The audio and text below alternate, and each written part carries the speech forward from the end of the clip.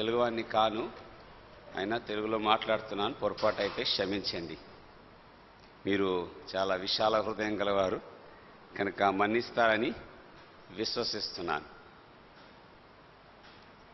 యోహాను సువార్త 12వ అధ్యాయం 21వ వచనం అందరం కలిసి చదువుకుంటాం. యోహాను సువార్త 12వ అధ్యాయం 21వ వచనం. Altogether we are reading John 12:21. The same came therefore to Philip, which was of Bethsaida of Galilee, and desired him, saying, Sir, we would see Jesus. అదే యోహాను సువార్త 5వ అధ్యాయము 31వ వచనం. అపోస్తలుడైన యోహాను రాసిన సువార్త 5వ అధ్యాయము 31వ వచనం అందరం కలిసి చదువుతాం. If I bear witness of myself, my witness is not true. ప్రార్థన చేసుకుంటాము. పరిశుద్ధుడైన నా తండ్రి, సర్వశక్తి లేని దేవా, భూమి ఆకాశమును సృష్టించిన దేవుడైన యెహోవా, నా రక్షకుడుగా, నా విమోచకుడుగా, నా కొరకు ప్రభువైన క్రీస్తు వారిగా ఈ లోకానికి అరుదించినందుకు కృతజ్ఞతాస్తుతులు స్తోత్రములు చెల్లిస్తున్నాను. ఘోర పాపిని, దుర్మార్గుని, దుష్టుని, ప్రభువా, నీచుని ప్రేమించితివి, నాలో ఏ మంచిది లేదని ఎరిగియు ప్రభువా నా ఎడల కృప చూపించితివి. నీకు వందనాలు, స్తోత్రాలు చెల్లిస్తున్నాను. నీ ప్రేమకు సాక్షిగా ఉండుటకు, నీ కృపకు సాక్షిగా ఉండుటకు, నీ నామమునకు సాక్షిగా ఉండుటకు, నీ రక్షణకు నేను సాక్షిగా ఉండుటకు నన్ను జ్ఞాపకం చేసుకోమని ప్రార్థిస్తున్నాం.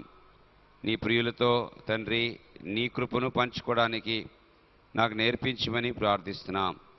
నా ఎదుట కూర్చున్న నీ పరిశుద్ధులు ఎంతో విలువైన వారు, ఎంతో తండ్రి ప్రశస్తమైన వారని ఒప్పుకొంచున్నాను. వారి పాదములు కడుగుటకు కూడా అర్హత లేని వాడని ఒప్పుకొంచున్నాను. దయగల దేవుడుగా, కృపగల దేవుడుగా, బలమైన దేవుడుగా, నా ప్రభువుగా, రక్షకుడుగా, నన్ను నడిపించేవాడుగా మీరున్నందుకు స్తుతిస్తూ ఆరాధిస్తున్నాను.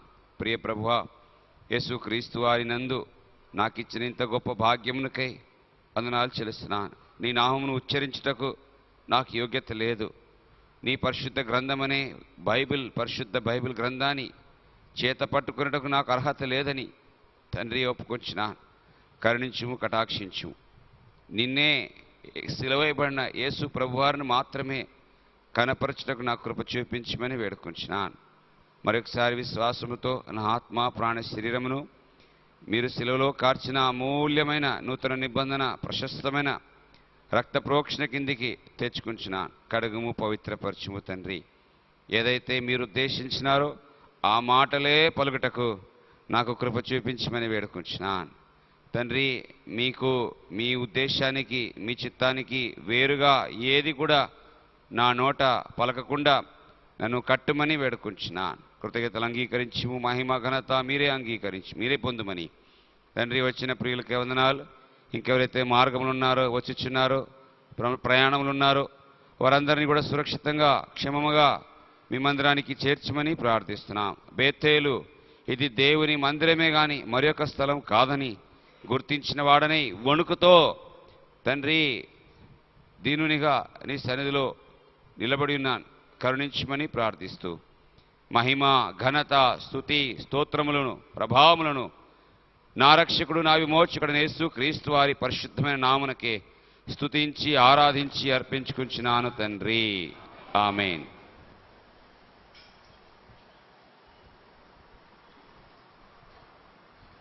మూడు దినాలుగా దేవుడు నన్ను మీ మధ్యలో నిలవబెట్టినందుకు నేను దేవునికి ఎంతో కృతజ్ఞునిగా, రుణస్థునిగా ఉన్నాను.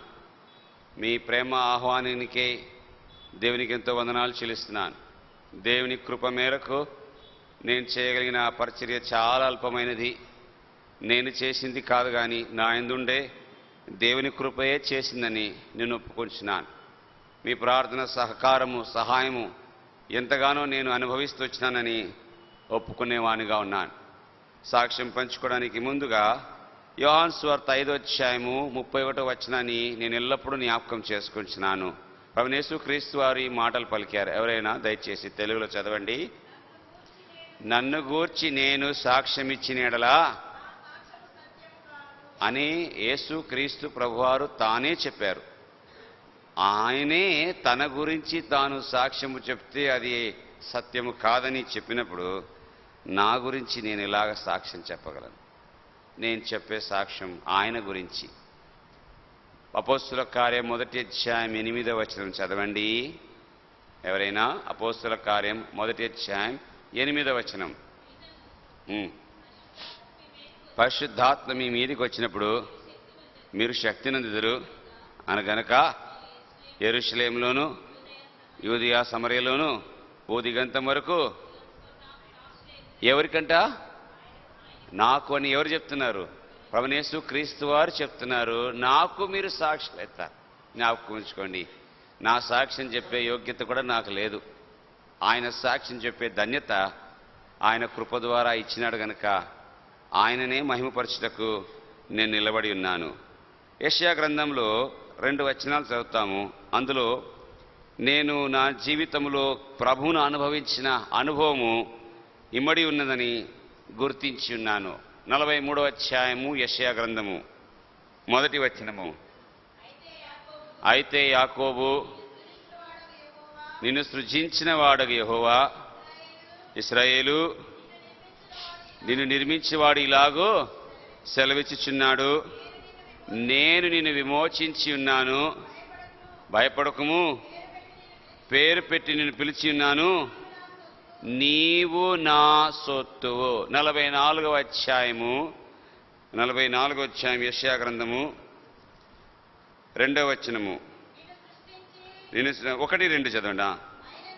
అయినను నా సేవకుడైన యాకోబు, నేను ఏర్పరచుకున్న ఇశ్రాయేలు వినుము, నిన్ను సృజించి గర్భములో నిన్ను నిర్మించి నీకు సహాయము చేయవాడైన యెహోవా ఇలాగు సెలవిచ్చుచున్నాడు, నా సేవకుడగు యాకోబు, నేను ఏర్పరచుకున్న ఇశ్రాయేలును భయపడకుము.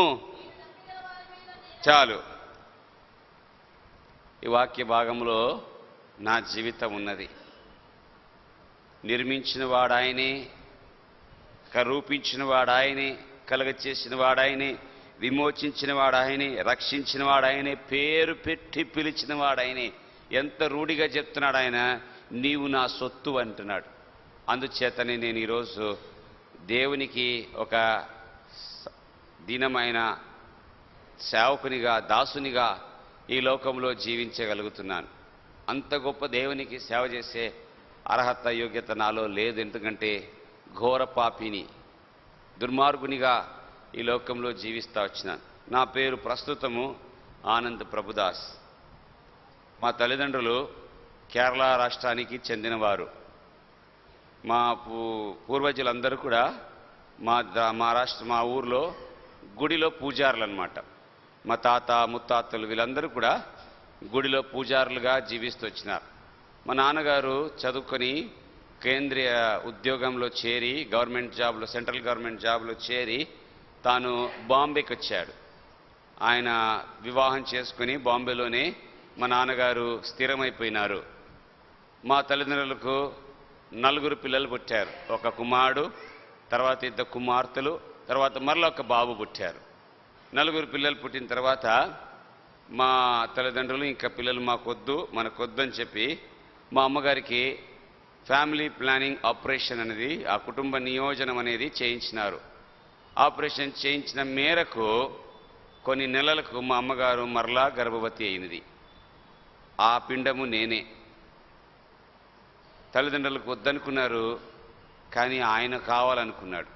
డాక్టర్స్ అన్నారు 10,000లో 1 అలాగా ఫెయిల్ అవుతుంది. నాలాంటి ఇంకొక వ్యక్తిని నేను చూశాను కడప కాజీపేటలో. నేను సాక్ష్యం ఇచ్చిన తర్వాత ఆ సహోదరి పరిగెత్తుకుంటా వచ్చి నాకు చెప్పింది, అన్నా మీకు జరిగినలాగానే నాకు జరిగింది, ఆపరేషన్ అయిన తర్వాత ఈ బాబు పుట్టాడు అంటే నేను ఒకటే మాట అన్నాను, నువ్వు వద్దనుకున్నావు కదా, దేవుడు కావాలనుకున్నాడు, దేవునికి ఇచ్చే అన్నాను. నేను జన్మించేటప్పుడు మా అమ్మగారికి చాలా అనారోగ్య పరిస్థితి, అనారోగ్య పరిస్థితిని బట్టి డాక్టర్స్ అన్నారు, తల్లినైనా బ్రతికించవచ్చు, బిడ్డనైనా బ్రతికించవచ్చు అన్నారు. మా నాన్నగారు, నేను బిడ్డ వద్దనుకుంటే మీరు సరిగా ఆపరేషన్ చేయలేదు, మాకు ఇన్ని బాధలు తీసుకొచ్చారు, నాకు భార్య కావాలని నాకు బిడ్డ వద్దన్నారు. బిడ్డ వద్దన్నందుకు 7వ నెలలోనే ప్రీమెచ్యూర్ బేబీ అంటారు, తెలుగులో ఏమంటారు నాకు తెలియదు, ఎదగని శిశువు అంటారేమో, నెలలు తక్కువ బిడ్డగానే తీసేశారనమాట. బతుకుతాడా లేదా అనే గమనం లేకుండా అవసరం లేదని తీసేసినారు. అంటే తల్లిని బ్రతికించాలా, తన ప్రాణాలను కాపాడాలని. తల్లి బ్రతికింది, నేను కూడా బ్రతికినాను. ఒక నెల రోజు ఇన్క్యుబేటర్లో పెట్టారు. నెల రోజు ఇన్క్యుబేటర్లో పెట్టిన తర్వాత బిడ్డ బ్రతుకుతాడన్నాడు, కానీ బాగుండడు అన్నారు. అంటే తక్కువ నెలలో పుట్టాడు కనుక ఏదో ఒక వికలాంగత అనేది ఉంటుంది, మానసికంగానో లేకపోతే దైహికంగానో వికలాంగుడుగా ఉంటాడు.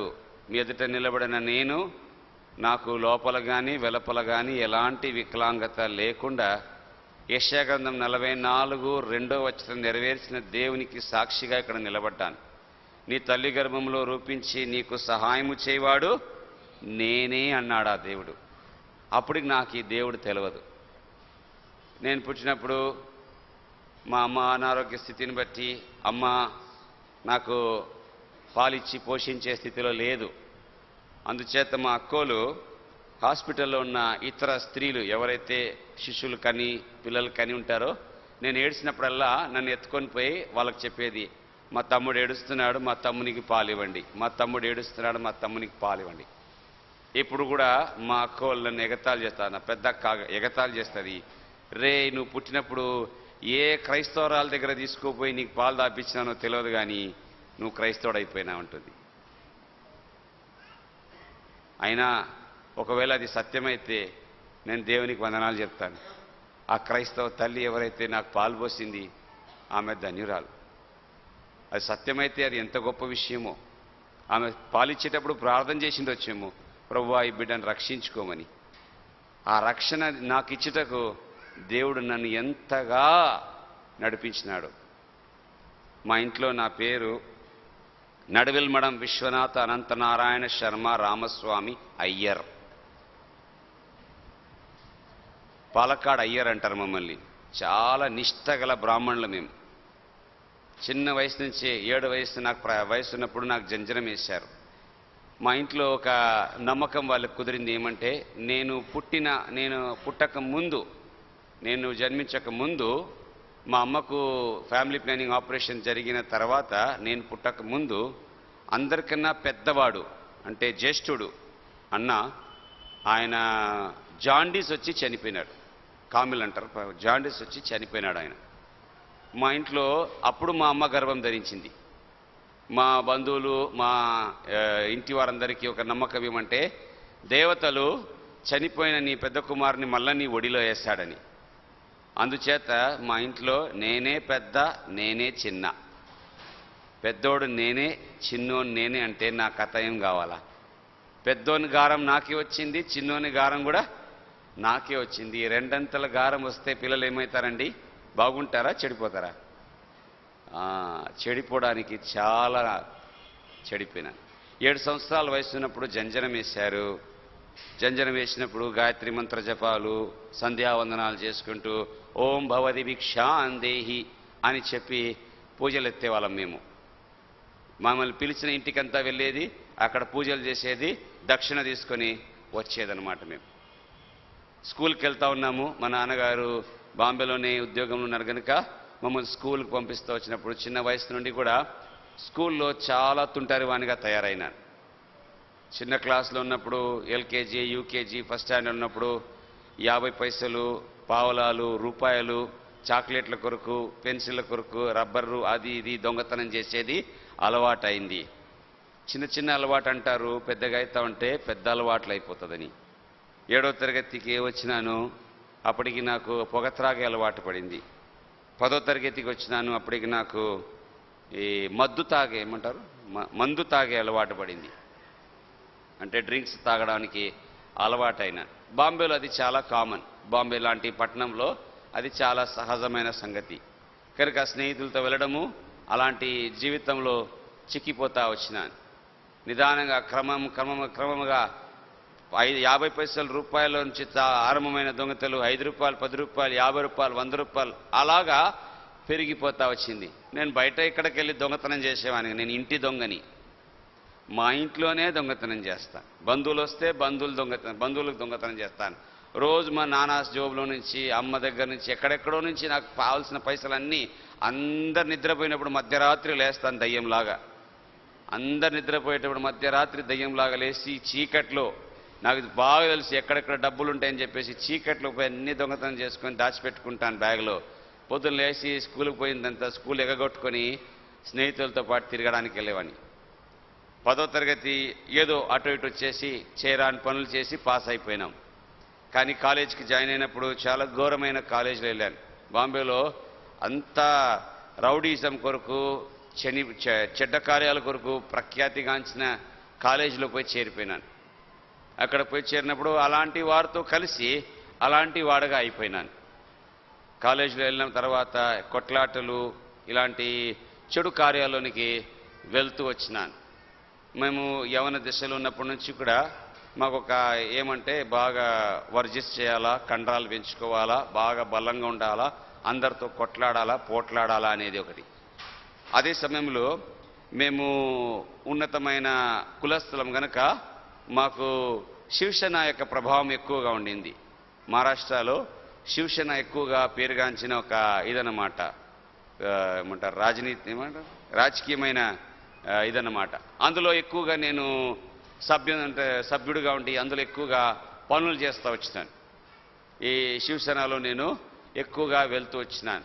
ఆ దినాల్లో కాలేజీలో ఉన్నప్పుడు చెడ పనులు చేయాలా, కొట్లాడాలా, ఇవన్నీ చేసినప్పుడు ఈ పొలిటికల్ బ్యాక్ ఉంటే, ఈ రాజకీయమైన బ్యాకప్ ఉంటే మాకు కేసులు కావన్నమాట. అదే సమయంలో మేము ఈ బాలాసాహెబ్ ఠాకరే గారి దగ్గరికి వెళ్ళినప్పుడల్లా ఆయన మాకు బోధించేవాడు. ఏమని బోధించేవారంటే, ఈ ముస్లిమ్స్ వాళ్ళందరినీ కూడా పాకిస్తాన్కు పంపించేయాలా, ఈ క్రిస్టియన్స్ వాళ్ళందరినీ కూడా అమెరికా పంపించేయాలా, హిందూ దేశము కేవలం హిందువుల కొరకు మాత్రమే, మిగతా వారు ఎవరు కూడా ఇక్కడ ఉండడానికి వీలు లేదు అని చెప్పేసి. ఈనాడు కూడా అలాంటి సంగతులు మీరు వింటూ ఉంటారు అప్పుడప్పుడు. అలాంటి పనులలో నేను కూడా ఒక్కడిగా ఉంటిని. ఏం చేయాలా, క్రైస్తవుల్ని, ముస్లిమ్స్ని హింసించాలా, వారికి బాధలు పెట్టాలా, వారికి నానా విధమైన చిత్రహింసలు పెట్టాలనేది. అందులో ముస్లిమ్స్తో మేము ఎక్కువగా గొడవ పెడితే వాళ్ళు తిరిగి గొడవ పడతారు మాకు. అప్పుడు ఎదురు అవుతుంది అన్నమాట. కానీ క్రైస్తవులు అయితే ఎక్కడైనా కనబడితే ఎవరైనా ఇట్లాంటి ఈ సువార్త చెప్పేట వాళ్ళు కానీ, పత్రికలు పంపించడం వాళ్ళు కానీ, ఆ దినాల్లో ఎక్కువగా ఈ గిడియోన్స్ న్యూ టెస్టమెంట్ ఎక్కువగా అక్కడెక్కడ నిలబడి రోడ్డు దగ్గర, స్కూల్స్ దగ్గర పంచేవాళ్ళు. మేము వెళ్ళేసి వాళ్ళని కొట్టి వాళ్ళ బుక్స్ అంతా తీసుకొని పోయేసి మూడగట్టి కాలువలో పడేసేది. అలాంటి దుష్టమైన కార్యాల్లో ఎక్కువగా నిమగ్నంగా ఉంటా వచ్చినాను. ఇవన్నీ చేస్తూ ఈ పూజలు పునస్కారాలన్నీ చేస్తూనే ఉన్నాను. దేవతలకు, దేవీలకు అన్నిటికీ మొక్కుతూనే ఉన్నాను. 330 కోట్ల దేవతలు ఉన్నారని వాడన్నిటికీ మొక్కుతా వచ్చినాను అన్నమాట. మాకు ప్రతి సంవత్సరము ఇక్కడ ఏమంటారు తిరుపతి బాలాజీకి వచ్చి గుండు కొట్టుకొని వెళ్ళేవారం. మేము 2 సంవత్సరాలు ఒకసారికి మేము అయ్యప్పకి వెళ్ళేవాళ్ళం, శబరిమలైకి. అది మాత్రం కాదు, సంవత్సరానికి 3 సార్లు షిరిడి సాయిబాబాకి వెళ్ళేవాళ్ళం. అప్పుడు ఈ పుట్టపర్తి లేడనమాట. అప్పుడు మేము చిన్నగా ఉన్నప్పుడు పుట్టపర్తి లేడు, అప్పుడు షిరిడి బాబా మాత్రమే ఉన్నాడు. కాశీ యాత్రకి వెళ్ళేవాళ్ళం. సంవత్సరం, 2 సంవత్సరాలు, 3 సంవత్సరాలు ఒకసారి అందరం కుటుంబంగా కలిసేసి కాశీ యాత్రకి వెళ్ళేది. గంగలో స్నానం చేసుకుని మా పాపాలన్నీ పోతున్నాయని చెప్పేసి అలాగొచ్చేవాళ్ళం అనమాట. మేము శబరిమలైకి వెళ్ళినప్పుడు ఆ శబరిమలై కొండ ఎక్కేటప్పుడు ఇప్పుడైతే మెట్లు ఉన్నాయి, రోడ్డు ఉన్నాయి, అన్నీ ఉన్నాయి. అప్పుడు మెట్లు లేవు, రోడ్లు లేవు, అంతా అడవిలో నుంచి వెళ్ళాలా. అడవిలో నుంచి, వాగుల్లో నుంచి వెళ్ళేటప్పుడు, ఈ వాగులు దాటి వెళ్ళేటప్పుడు ఈ జలగలు ఉంటాయి. మేము చిన్న పిల్లలు అన్నమాట, 7 సంవత్సరాలు 9 సంవత్సరాల వయసు మాకున్నప్పుడు ఈ జలగలు కాళ్ళకు అంటుకుంటాయి. కాళ్ళకు అంటుకొని రక్తం పీలుస్తూ ఉంటాయి. బాగా నొప్పిలేస్తూ ఉంటే మేము పిల్లలను పీకేస్తూ ఉంటాం వాటిని. మేము పిల్లలు పీకేస్తూ ఉంటే మా మామూలు చెప్పేది, మామూలుతో పాటే వెళ్తాం కనుక వాళ్ళు చెప్పేది, వద్దురా బాబు తీయొద్దు, ఆ జలగ నీ దేహంలో ఉన్న పాపాన్ని తీసేస్తుంది, అప్పుడు ఆ పాపం నీలోంచి వెళ్ళిపోతే నువ్వు అక్కడ ఆ కొండ మీదకి వెళ్ళినప్పుడు అయ్యప్ప స్వామి యొక్క దర్శనం నీకు కలుగుతుంది అనేవాళ్ళం అని అలాగా మాకు నేర్పించేవారు. ఆయన పాపం పోలేదు. చిన్న పాపం పెరిగిపోయి పెద్ద పాపం అయిపోయి ఘోరమైన పాపంలోనికి పడిపోతా వచ్చినాను. నా మీద కొన్ని పోలీస్ కేసులు కూడా అయిపోయినాయి. అందుచేత మా నాన్నగారు చాలా బాధపడ్డారు. అంటే inter second year, inter first year అయితే ఏం పరీక్షలు రాయకున్నా కూడా టీచర్లు మార్క్ పెట్టాల్సింది, ఎందుకంటే ఇంటర్నల్ అది. టీచర్లు మార్క్ పెట్టకపోతే టీచర్లకు దెబ్బలు పడతాయని వాళ్ళు పాస్ చేసేసారు. ఇంటర్ సెకండ్ ఇయర్లో ఫెయిల్ అయిపోయినాను. బోర్డ్ ఎగ్జామ్ కనుక ఫెయిల్ అయిపోయినాను. మా నాన్నగారు చాలా దుఃఖపడ్డాడు. ఎందుకంటే మా కులంలో అందరూ కూడా ఎక్కువగా విద్యావంతులే. అయ్యర్ కులస్తులు అంటే అంత విద్యావంతులే అన్నమాట. అంటే మా కులంలో అంతా కూడా చూస్తే ఎవ్వరు ఎప్పుడు ఫెయిల్ కాలేదు. నేను మొదటి వాణి అన్నమాట, ఫెయిల్ అయిపోయావని. మా నాన్న చాలా బాధపడ్డాడు. నేను ఇంత ఎక్కువగా ప్రేమిస్తే నువ్వు ఇట్లా అయిపోతున్నావు అని చెప్పేసి నన్ను దిద్దడానికి ప్రయత్నించినాడు. అయితే నేను దిద్దుబాటుకు ఒప్పుకోలేదు. మా నాన్న నాలో ఉన్న ఆ ఏమంటారు ఉద్రేక భావాన్ని లేకపోతే ఆ హింసా భావాన్ని చూసేసి కొంచెం మార్చడానికి నాకు అహింసావాది అయిన గాంధీ మహాత్ముని యొక్క పుస్తకాన్ని తెచ్చిచ్చారు. చదువుకోరా బాబు అని చెప్పేసి. గాంధీ మహాత్ముని గారి యొక్క చరిత్ర అంతా చదివినాక నేను ఒకటే తీర్మానానికి వచ్చాను, ఆయన పిచ్చోడు, ఊరికే దెబ్బలు తిన్నాడు, చంపబడ్డాడు అనేది. నాకు అట్లాంటి కాదు. నన్ను చంపడానికి వస్తే నేను 10 మంది చంపేసి చస్తాను, కానీ నేను అంత సులభంగా చావను అనే తీర్మానానికి వచ్చినా. కానీ నా జీవితం మారలే. భయంకరమైన త్రాగుడు అలవాటు. ఎంత ఘోరమైన త్రాగుడు అలవాటు అంటే పొద్దుగాలు లేస్తే నాకు త్రాగుడు కావాలా. ఇంట్లో ఎక్కువ ఉండేవాడిని కాదు, బయట ఎక్కువ ఉండేవాడిని. రాత్రులు ఇంటికి వచ్చేవాడిని కాదు. అక్కడక్కడ వెళ్ళేసి స్నేహితులతో పాటు సినిమాల్లో వ్యర్థమైన పనులలో నా జీవితాన్ని నష్టం చేసుకుంటూ వచ్చినాను. మా నాన్న నా జీవితం మార్చాలని చెప్పేసి ఇల్లే మార్చుకున్నాడు. ఈ ప్రాంతంలో ఉంటే ఇంకా చెడిపోతాడు, ఈ మరాఠీ పిల్లలతో ఉండి ఇంకా నష్టపోతాడని చెప్పేసి బాంబే బయటికి వెళ్ళేసి న్యూ బాంబేలో ఇల్లు తీసుకున్నాడు. అక్కడ తీసుకుని అక్కడ ఉండడం ప్రారంభించినాం. అక్కడ ఉండి మళ్ళీ కొత్త కాలేజీలో అడ్మిషన్ చేయించాను. ఇప్పుడైనా చదువుకో బాబు అని చెప్పి. మా నాన్న కోపం చేసేవాడు. కోపం చేసిన తర్వాత, తిట్టిన తర్వాత, అన్ని చేసిన తర్వాత బ్రతిమాలేవాడు. ఇప్పుడైనా చదువుకుంటే బాగా అవుతావు అని చెప్పేవాడిని, కానీ నేను చదువుకునేవాడిని కాదు. మరలా కొత్త కాలేజీలో అలాంటి స్నేహితులనే వెతుక్కున్నాను. ఎందుకంటే నాకు ఎక్కువగా బియర్ బార్లలో, ఈ సారాయి దుకాణంలలో ఎక్కువగా అలవాటు ఉండేది. అక్కడ పోతే అలాంటి స్నేహితులే దొరుకుతారు.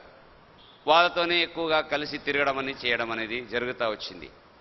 అయినా అట్లా ఇట్లా చేసేసి మళ్ళా ఇంటర్ పరీక్ష మాత్రము పాస్ అయిపోయినాను. ఇంటర్ పరీక్ష పాస్ అయిపోతే మా నాన్నకు ఒక ఆసక్తి ఉండింది, ఏమంటే నన్ను డాక్టర్ చేయాలని. బాగా నాతో ఏమంటారు మెడికల్ ఎంట్రన్స్ రాపిచ్చాడు. ఎంత ఎంట్రన్స్ రాసినా ఏందులో కూడా క్లియర్ కాలేదు. మా నాన్న బాధపడి, కనీసం నువ్వు మనుషులు కాకుండా కనీసం పశువులకైనా డాక్టర్ అవుతావా అని చెప్పేసి ప్రయత్నిస్తే అది కూడా రాలేదు.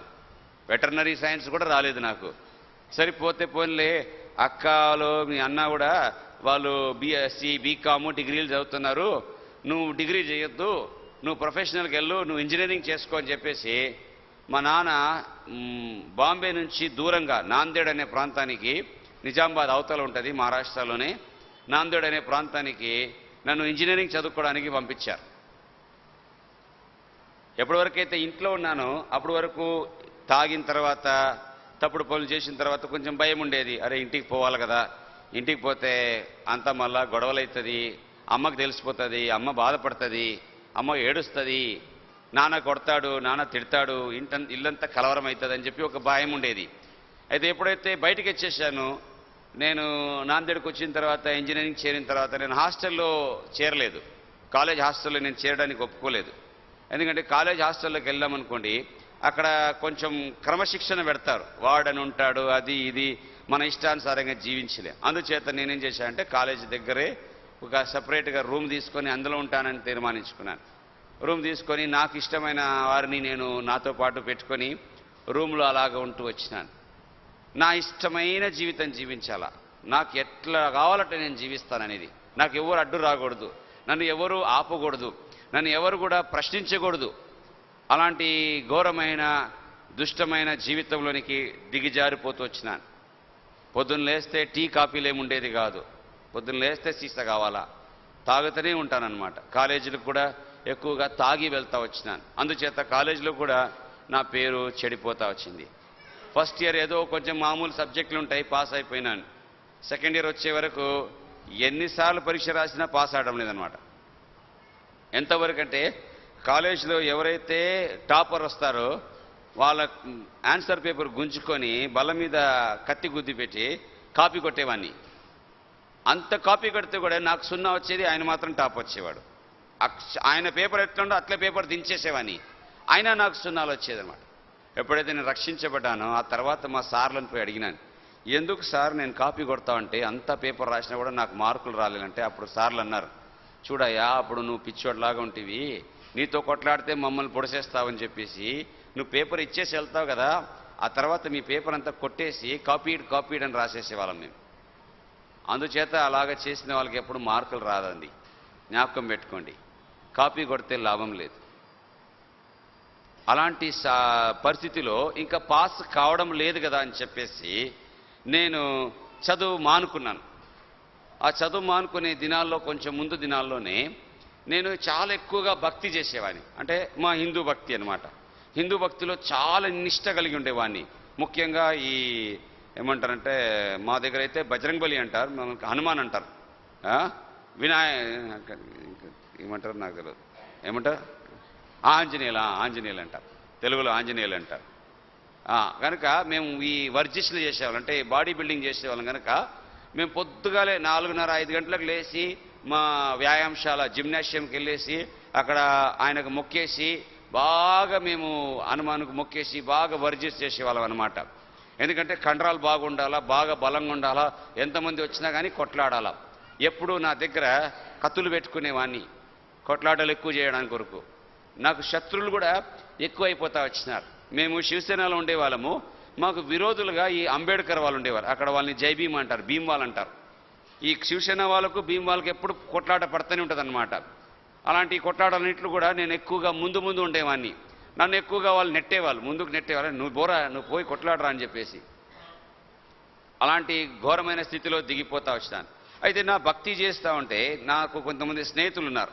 నా వయసు అప్పుడు 18 ఉంటే 19 ఉంటే నా స్నేహితులు 40-45 సంవత్సరాల వయసు ఉండేవాళ్ళు. నాకన్నా 2 అంతల వయసు ఉన్నవాళ్ళు నాకు స్నేహితులుగా ఉన్నారనమాట. అలాంటి స్నేహితులు నేను పెట్టుకున్నాను. వాళ్ళందరూ కూడా నాస్తికులుగా ఉన్నారు. నేను పూజలు చేయడము, పొద్దున్న లేసుకొని అన్నీ చేయడము, ప్రతిరోజు ఈ గుడిలోకి వెళ్ళడము, మొక్కి రావడము, కొబ్బరికాయలు కొట్టడము, ఇవన్నీ చూసినప్పుడు వాళ్ళు నవ్వేసి హేళన చేసేవారు. అరే కూడా పిచ్చోడా, నువ్వేం పిచ్చోడరా, ఇవన్నీ దేవుడు కాదురా, దేవుడే లేడురా. మానవుడు కోతిలో నుంచి వచ్చాడు, చచ్చినాక ఎక్కడో బిక్కడో అంతా పోతుంది, గాలి అయిపోతుంది, మంటి అయిపోతుంది, నీళ్ళు అయిపోతుంది, అంత పంచభూతము కలిసిపోతుందిరా, ఏముండదు. మనిషి అంటే ఒక ప్రాణి అంతే. Man is an Animal, nothing else. ఆత్మ లేదు, ఏమి లేదని వాళ్ళు ఎక్కువగా వాదించేవారు. ఇట్లా వాదిస్తూ ఉంటే ఒకరోజు వాళ్ళు నాతో షరతు పెట్టుకున్నారు. నేను ఎక్కువ వాదించేవాని ఏమంటే, మేము బ్రాహ్మణులం, మేము ఉన్నత కులస్థలము, మా దగ్గర ఏం చెప్పేవాళ్ళంటే 7 జన్మములు పుణ్యం చేస్తే అప్పుడు 8వ జన్మములో మనం బ్రాహ్మణులుగా పుడతాం. 7 జన్మములు ఏ జన్మలో ఉన్నా సరే పుణ్యం చేయాలా, అప్పుడే 8వ జన్మ బ్రాహ్మణులుగా పుడతామని నేను చాలా గర్వించేవాడిని. అలాంటి స్థితిలో ఒకరోజు వాళ్ళు నా దగ్గర ఒక షరతు పెట్టారు. నన్ను పట్టుకొని ఒక హాస్పిటల్ తీసుకుపోయినా. ఆ హాస్పిటల్లో ఏమంటే మెటర్నిటీ హోమ్ అంటారు, పిల్లలు పుట్టే ప్రసూతిశాల అంటారు కదా, అక్కడికి తీసుకుపోయినారు. నేను ఏమయ్యా ఎక్కడ తీసుకొచ్చారంటే, నీకు షరతు పెడతాం రా అన్నారు. సరే రా, ఏం షరతు పెడతావో పెట్టుకోమన్నాను. ఎందుకంటే దానిలో బాగా రోషం అనమాట. షరతు పెడతామంటే షరతు గెలిచే చూపిస్తామనేది. తీసుకుపోయినారు. హాస్పిటల్ లోపల తీసుకుపోయినాక ఒక గదిలో తీసుకుపోయినారు. ఆ గదిలో అన్ని ఉయ్యాలు ఉన్నాయన్నమాట. ఆ ఉయ్యాలన్నింటిలో చిన్న పుట్టిన పిల్లలు అనమాట. ఒకరోజు కొన్ని గంటలు, ఒక 2 రోజులు అయి పుట్టిన పిల్లలు తల్లులకు ఆరోగ్యం బాగలేదని, తల్లులు కొంచెం స్పృహ లేకుండా ఉన్నారని ఆ పిల్లలు కొంచెం సెపరేట్గా పెట్టేవారనమాట. ఆ సెపరేట్ రూమ్ ఉన్నాయన్నమాట అక్కడ. ఆ నియోనాటల్ రూమ్ అంటారు. ఆ రూమ్లో నన్ను తీసుకుపోయినారు. ఆ గదిలో తీసుకుపోయి నా దగ్గర షరతు పెట్టారు. ఇప్పుడు షరతు ఏమంటే, అందరి దగ్గర తీసుకుపోతాం, అన్ని పిల్లల దగ్గర నేను తీసుకుపోతాం. నువ్వు మాకు చెప్పాలా, ఏ పిల్లవాడు కానీ ఏ పిల్ల కానీ ఏ మతానికి చెందినవారు. నేను దానికేముంది, చాలా సులభం, ఈజీగా చెప్పేస్తాను. అందరి దగ్గర పేరు ఉంటే కదా, పేరు చదివితే మనకు అర్థమైపోతుంది. పేర్లతోనే మేము కనిపెట్టేస్తాం, ఎవరు ఏ మతం అనేది తెలిసిపోతుంది. ముస్లిమ్స్ పేరు మాకు తెలుసు, క్రిస్టియన్ పేరు మాకు తెలుసు, హిందువుల పేరు మాకు తెలుసు. అదేం గొప్పది, సిక్కులు అయితే సిక్కుల పేరు కూడా మనకు తెలిసే కదా అని చెప్పేసి రా చెప్తానన్నాను. అన్ని బిడ్డల దగ్గరికి వెళ్ళాను. అందరి చేతుల్లో ఒక బెల్ట్ ఉంది, ఒక స్టిక్కర్ ఉంది. స్టిక్కర్ మీద పేరు లేదు కానీ నంబర్ ఉంది.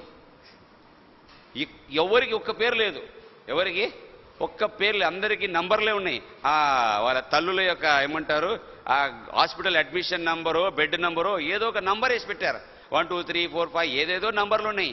ఈ నంబర్లన్నీ చూసేసి నాకు కలవరం వచ్చేసింది. ఏందయ్యా ఏమీ తెలియట్లేదు.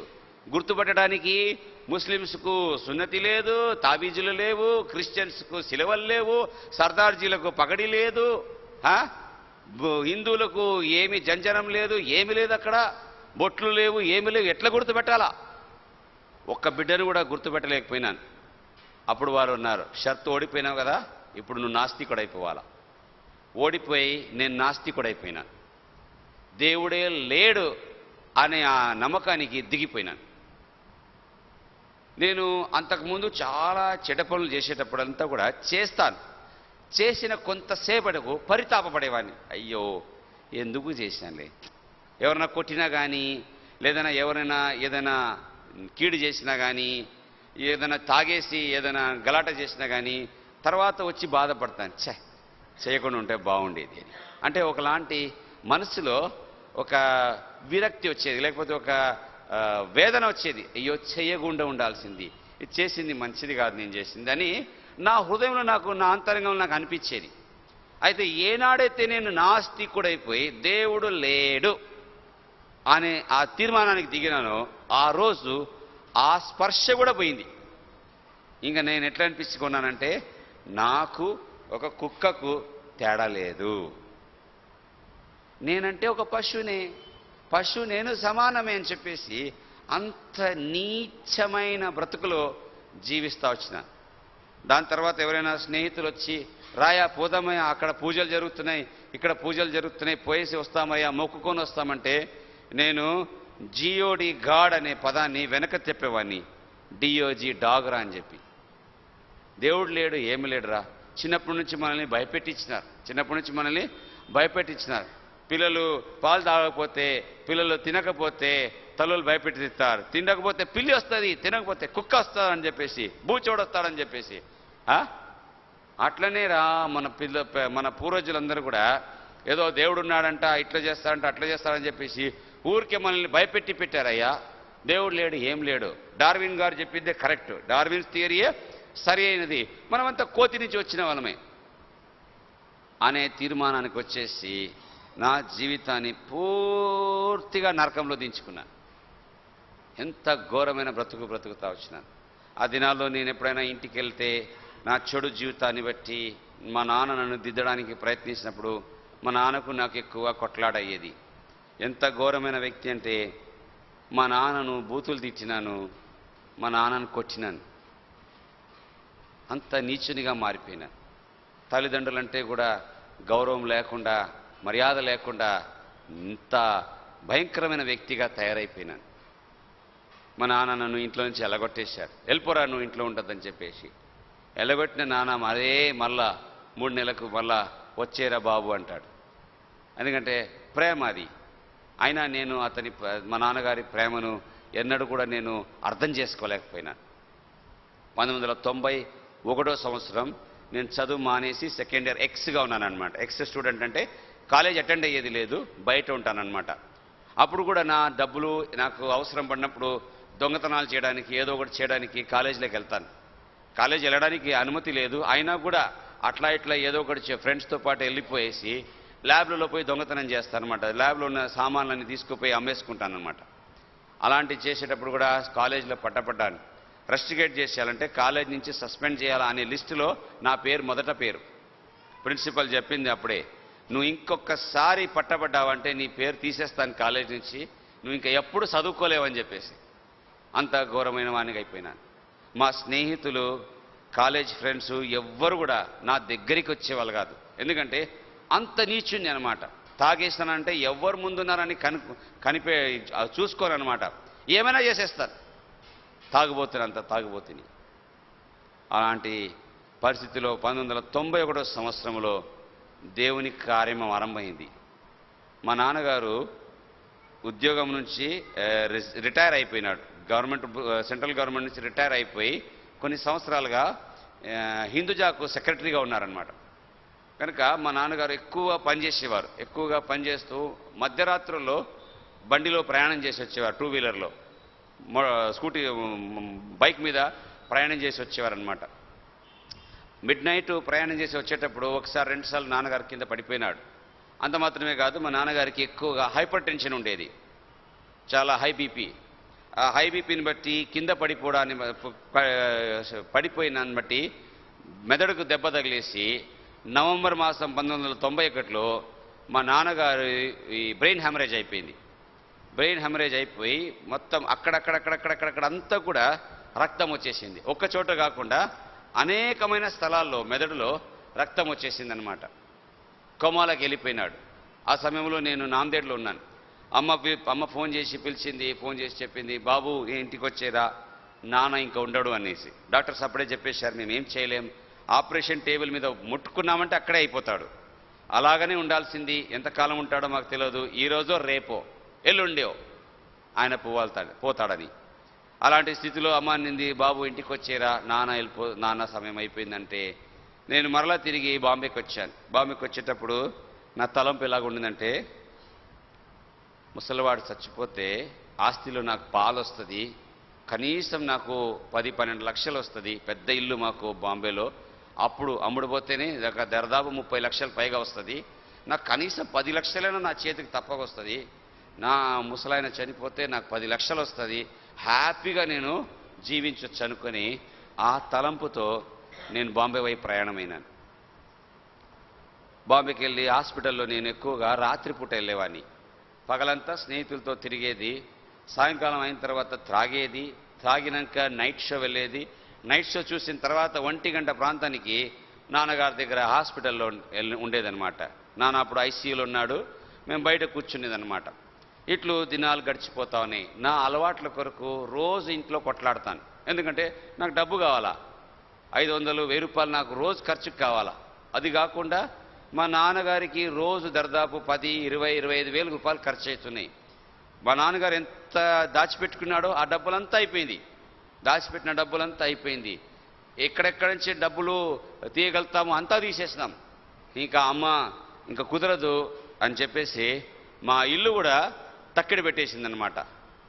కొన్ని లక్షల రూపాయలు తీసుకొని, ఒక 3 లక్షల రూపాయలేమో తీసుకొని నాన్నను బ్రతికించుకుంటే చాలు, ఆస్తి తర్వాత మళ్ళా మనం తీసేసుకోవచ్చు అని చెప్పేసి, మనిషి ఉంటే చాలు కదా అని చెప్పేసి మనిషిని బ్రతికించుకోవాలని చెప్పి ఇల్లు అది కొదువ పెట్టిందనమాట. ఇల్లు కొదువ పెట్టేసి ఇంకా నేను అందులో కూడా నాకు డబ్బులు ఇవ్వండి, నేను స్నేహితులతో పోవాలా, నాకు తినాలా, నాకు త్రాగాల అని చెప్పేసి అలాంటి ఘోరమైన వాణ్ణి.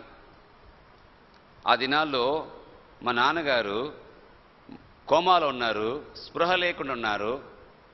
జనవరి మాసం నుంచి నేను మా నాన్నగారి దగ్గర ప్రతిరోజు రాత్రి వెళ్ళి ఉండేవాడిని, ఎక్కువగా తాగేసి వెళ్ళి ఉండేవాడిని అనమాట. కానీ అర్ధరాత్రి 2 గంటల ప్రాంతానికి, 1 గంట, 1:30-2 గంటల ప్రాంతానికి నేను చేరిన తర్వాత మా నాన్నగారు కేకలేసేవారు. సామాన్యంగా కోమాలో ఉన్న వాళ్ళు ఏం పలకరు, ఏమి చెయ్యరు. కానీ మా నాన్నగారు కేకలేసేవారు, మా మాతృభాషలో కేకలేసేవాడు, అయ్యో అయ్యో ఆనంద్ నన్ను రక్షించు, నపుంసకులు నన్ను పట్టుకొని అగ్నిలో పడేస్తున్నారు, ఆనంద్ నన్ను రక్షించని కేకలేసేవారు. మాకు అర్థం కాలేదు. డాక్టర్స్ని అడుగుతున్నారు, ఏం లేదు, మెదడుకు దెబ్బ తగిలింది కదా, ఆయన అట్లా కళలు వస్తూ ఉంటాయి, హాలుసినేషన్స్ అంటారు దాన్ని. అయితే నాకు అది సమాధానం ఉండలేదు. ఎందుకంటే ఒకటే మాట మళ్ళా 2 రోజు 3 రోజుల తర్వాత మళ్ళీ అదే గారు వస్తాడు, మళ్ళా ఒక 2 రోజుల తర్వాత మళ్ళా మధ్యరాత్రి మళ్ళా కేకలేస్తాడు, అదే మాట కేకలేస్తాడు, ఆనందం రక్షించు, నపుంసకులు నన్ను అగ్నిలో పడేస్తున్నారని. అమ్మ పేరు పిలవలేదు, అన్న పేరు పిలవలేదు, అక్కల పేరు పిలవలేదు, తన అన్నదమ్ముళ్ళ పేరు పిలవలేదు, ఎవరి పేరు పిలవలేదు, నా పేరే పిలిచేవాడు. నాకు ఇంకా భయం అయిపోయింది, ఎందుకు నన్ను పిలుస్తున్నాడయ్యా. ఆ దినాల్లో ఆలోచించడం ఆరంభించినాను. అంటే మా నాన్నగారు చనిపోతే ఎక్కడో అగ్నిలో పడేస్తున్నారు ఆయన్ని, అప్పటికి నా బుద్ధి నాస్తిక బుద్ధి. నాన్నగారి యొక్క స్థితి చూసినప్పుడు నాకు కొంచెం వెలిగిందనమాట. అంటే నరకముంది, నరకముంది తప్పక. ఎందుకంటే ఆ స్థితిలో నాన్నగారు అబద్ధం ఆడే స్థితి కాదది. ఆ స్థితిలో చూస్తే మా నాన్నగారికి ఏమి తెలియట్లేదు, తాను ఏం అరుస్తున్నాడని కూడా తనకు తెలియదు. కానీ తన ముఖం చూస్తే, తన ముఖాన్ని చూసినప్పుడు భయంకరంగా ఉండేది భయం ఆయన ముఖంలో. నాకు ఆ భయం అనిపించేది. ఇప్పుడు అంటే నాన్న చనిపోతే నరకానికి పోతానంటాడు, రేపు నేను చనిపోతే నేను కూడా నరకానికి వెళ్తాను. అంతకుముందు మా చిన్నాయన వాళ్ళు పెద్దనాయన వాళ్ళందరూ కూడా, నేను నా అన్న, మా ఇద్దరి జీవితాలు కొంచెం కొంచెం సమానంగానే ఉండేది. అంటే నేను ఎక్కువనే ఉండేది. నేను నా అన్న కన్నా కొంచెం ఎక్కువగా దుర్మార్గునిగా ఉన్నాను అనమాట. నా అన్న కొంచెం మెతక అనమాట. చేసేవాడు కానీ లిమిట్గా చేసేవాడు, నాకు లిమిట్ ఉండేది కాదు. మేమిద్దరం పూజలు పునస్కారాలన్నీ మానుకునే వాళ్ళం అనమాట. మా చిన్నాయనలు చూసేసి, మీరిద్దరిని బట్టి నీ నాన్నకు ఇంత దేవుడు శిక్షిస్తున్నాడయ్యా, మళ్ళీ నేను నిన్నడుతున్నాను కూడా చెప్పాను కదా, మన దేవుడు కృపగలవాడు, మన దేవుడు శిక్షించేవాడు కాదు. ఇది అన్యుల యొక్క విశ్వాసం. అన్యుల యొక్క విశ్వాసం ఏమంటే, దేవుని మనం సంతోష పెట్టకపోతే దేవుడు మా కాలు కొడతాడు, రోగాలు పెడతాడు, ఇది చేస్తాడు, నష్టాలు తీసుకొస్తాడు, అప్పులు తీసుకొస్తాడు, పొలాలు నష్టం చేస్తాడు, అనారోగ్యం తీసుకొస్తాడు అనేది ఇది అన్యుల విశ్వాసం. క్రైస్తవ విశ్వాసం, బైబిల్ సంబంధించిన విశ్వాసం కాదు. మా చిన్నాయన పెద్దనాయన వాళ్ళు అన్నారు, మిమ్మల్ని బట్టి మీ నాన్నకి ఇంత శిక్ష వస్తుందిరా, రండి కూర్చోండి అని పూజలు చేయండి అని చెప్పేసి మమ్మల్ని మరలా పూజలు ఆరంభించినారు. మరలా నేనైతే జంజనం తీసి పారేసినాను, మరలా జంజనం వేశారు నాకు. మరలా జంజనం వేసేసి చేయరా అని చెప్పేసి మరలా సంధ్యావందనం, గాయత్రి మంత్ర జపాలు మరలా ఆరంభించడం అన్నమాట. దేనికి? నాన్నకు శాంతి రావాలని, నాన్న ఆత్మకు శాంతి రావాలని. మా ఇంట్లో నాన్న ప్రాణాన్ని రక్షించుకోవడానికి నారాయణ్యం అనే ఒక యజ్ఞం చేస్తాం. అంటే సతీ సావిత్రి తన భర్తను యముని నుండి రక్షించుకోవడానికి చేసిన యజ్ఞం. ఆ యజ్ఞం కూడా మా ఇంట్లో చేసినాం. అయినా మా నాన్నగారికి ఏం బాగాలేదు. అలాంటి స్థితిలో ఉన్నప్పుడు నేను ఇంకా నిరాశపడిపోయినాను.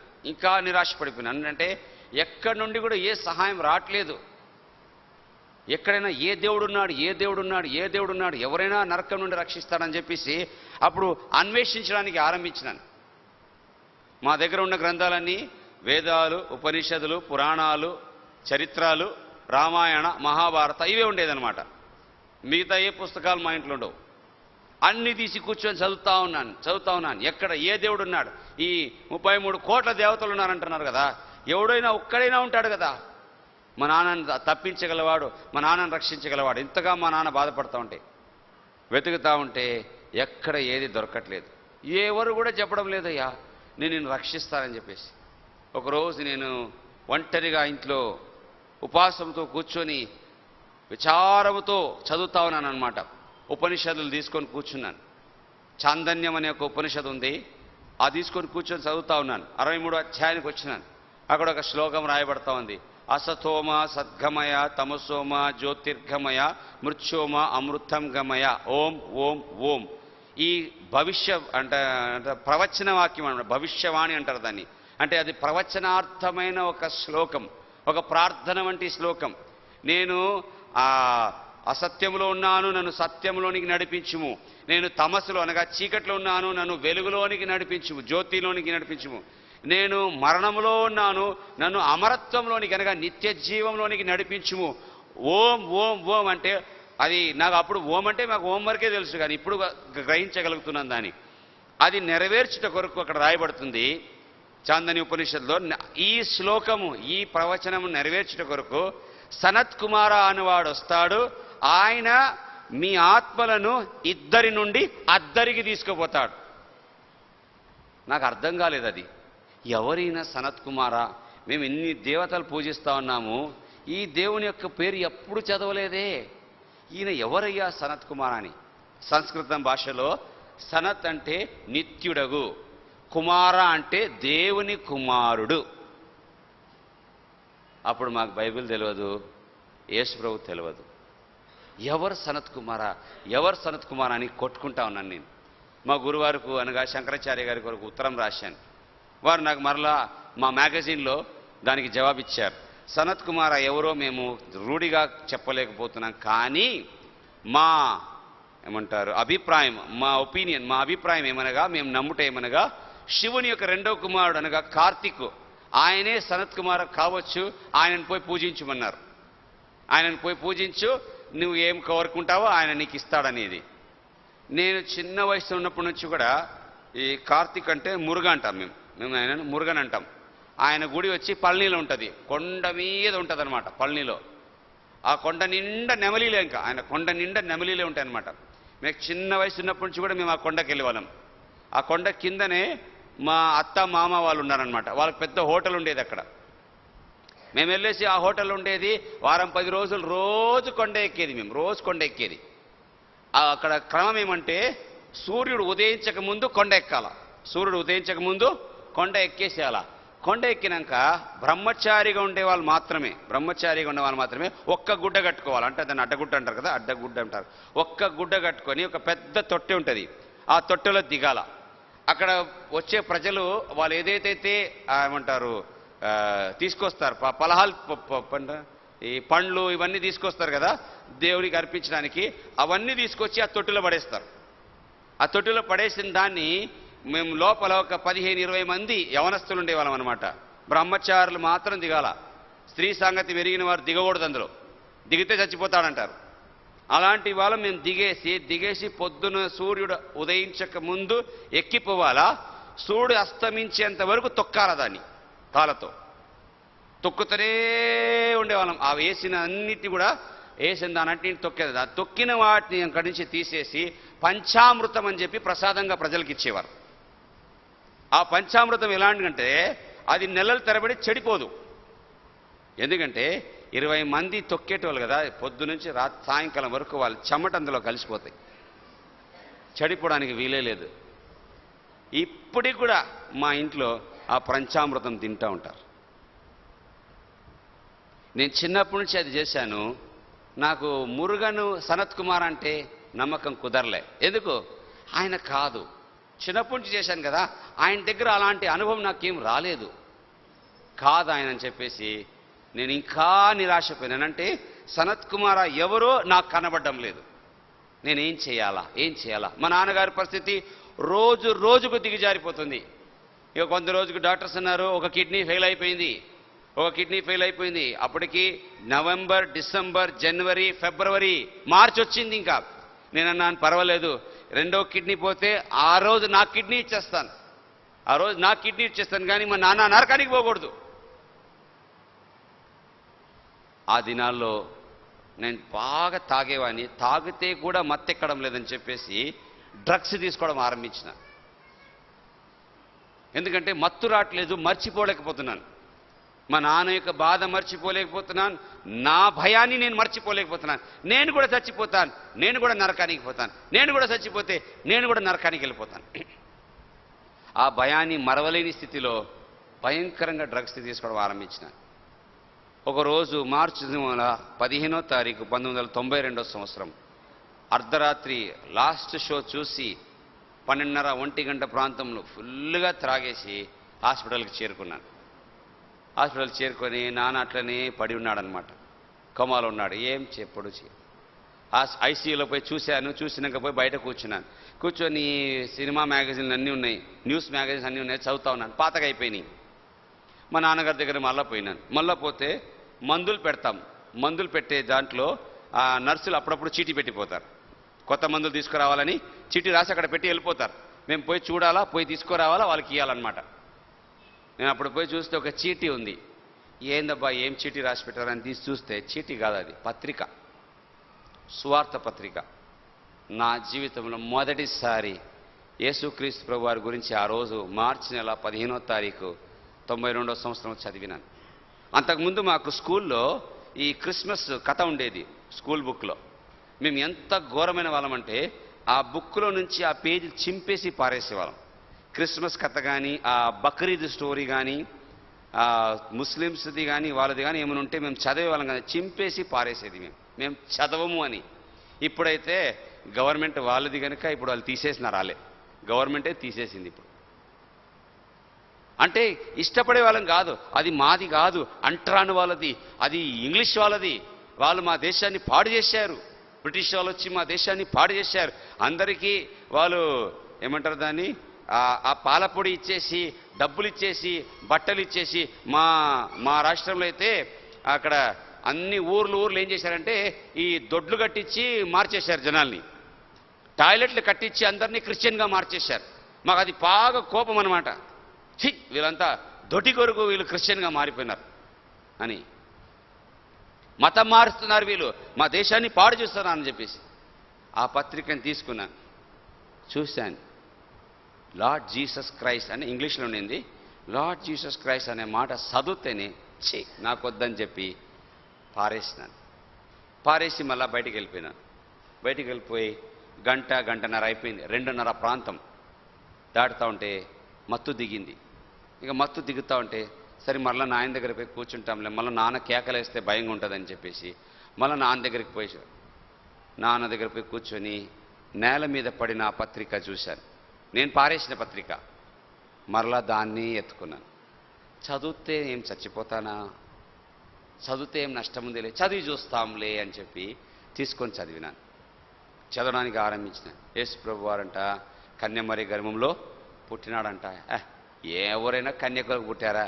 చేసింటది ఎక్కడో పోయి ఏదో పాపం చేస్తే దేవుడు పుట్టారంటారు. ఎందుకంటే నేను దుర్మార్గుణ్ణి, నాకు చెడు ఆలోచనలు ఉంటాయి కనుక అలాంటి ఆలోచనలే నాలో వస్తున్నాయి. అలాంటివన్నీ సాధ్యం కాదులే, ఊరికి అంటారులే, ఇవన్నీ కథలు కడతారంటారు. కింద చదువుతామేనాను. ఆయన గుడ్డివారు కళ్ళు ఇచ్చాడంట, మూగవాళ్ళని మాట్లాడజేశాడంట, కుంటివారిని నడవజేశాడంట, ఇన్ని కార్యాలు చేశారంట. నా బాబా కూడా చేస్తాడు. నా షిరిడీలో కూడా నేను చూశాను. మాకు చిన్న వయసు ఉన్నప్పటి నుంచి, పిల్లలుగా ఉన్నప్పటి నుంచి కూడా మేము వెళ్ళేది షిరిడి సాయిబాబాకి వెళ్ళినప్పుడు రాత్రంతా భజన చేసేది. మేము రాత్రంతా భజన చేసేది. మామూలు కాదు, ఇంత పెద్ద పెద్ద తాళాలు ఉంటాయి, పెద్ద పెద్ద తాళాలు కొట్టుకొని రాత్రంతా భజన పాడేవాళ్ళం మేము. ఆ భజన పాడేటప్పుడు దాన్ని దర్బార్ అంటారు, బాబా దర్బార్ అంటాం మేము.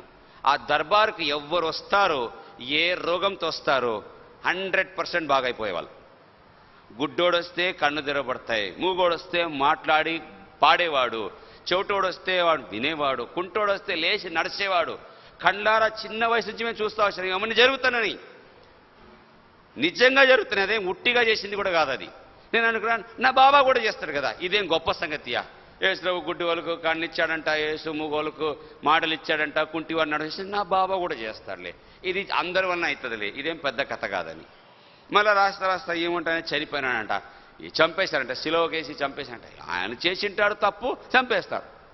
తప్పు చేస్తే ఎవరైనా చంపేస్తారు. అన్నీ అయిపోయినాక ఆయన తిరిగి లేచాడంట. ఎవరికి తెలుసు ఎవరు లేస్తారు ఎవరు పోతారు అనేది.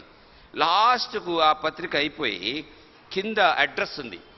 అడ్రస్ దగ్గర ఒక లైన్ రాశాడు, నువ్వు యేసు క్రీస్తు ప్రభునందు విశ్వాసం ఉంచితే ఆయన నిన్ను నరకం నుండి రక్షిస్తాడు. He will save you from హెల్. ఆ మాట నాకు తగిలింది. అంటే ఈయన నరకం నుండి రక్షించగలుగుతాడా? ఈయన ఎవరో నాకు తెలియదు, ఈయన గురించి నాకు ఏమీ తెలియదు, ముందు వెనక ఏమీ నాకు తెలియదు. ఎట్లా రక్షిస్తాడు? ఈయన ఎవరు? ఈయన గురించి కనుక్కోవాలా. అప్పుడు నా హృదయంలో ఒక వాంఛ వచ్చింది.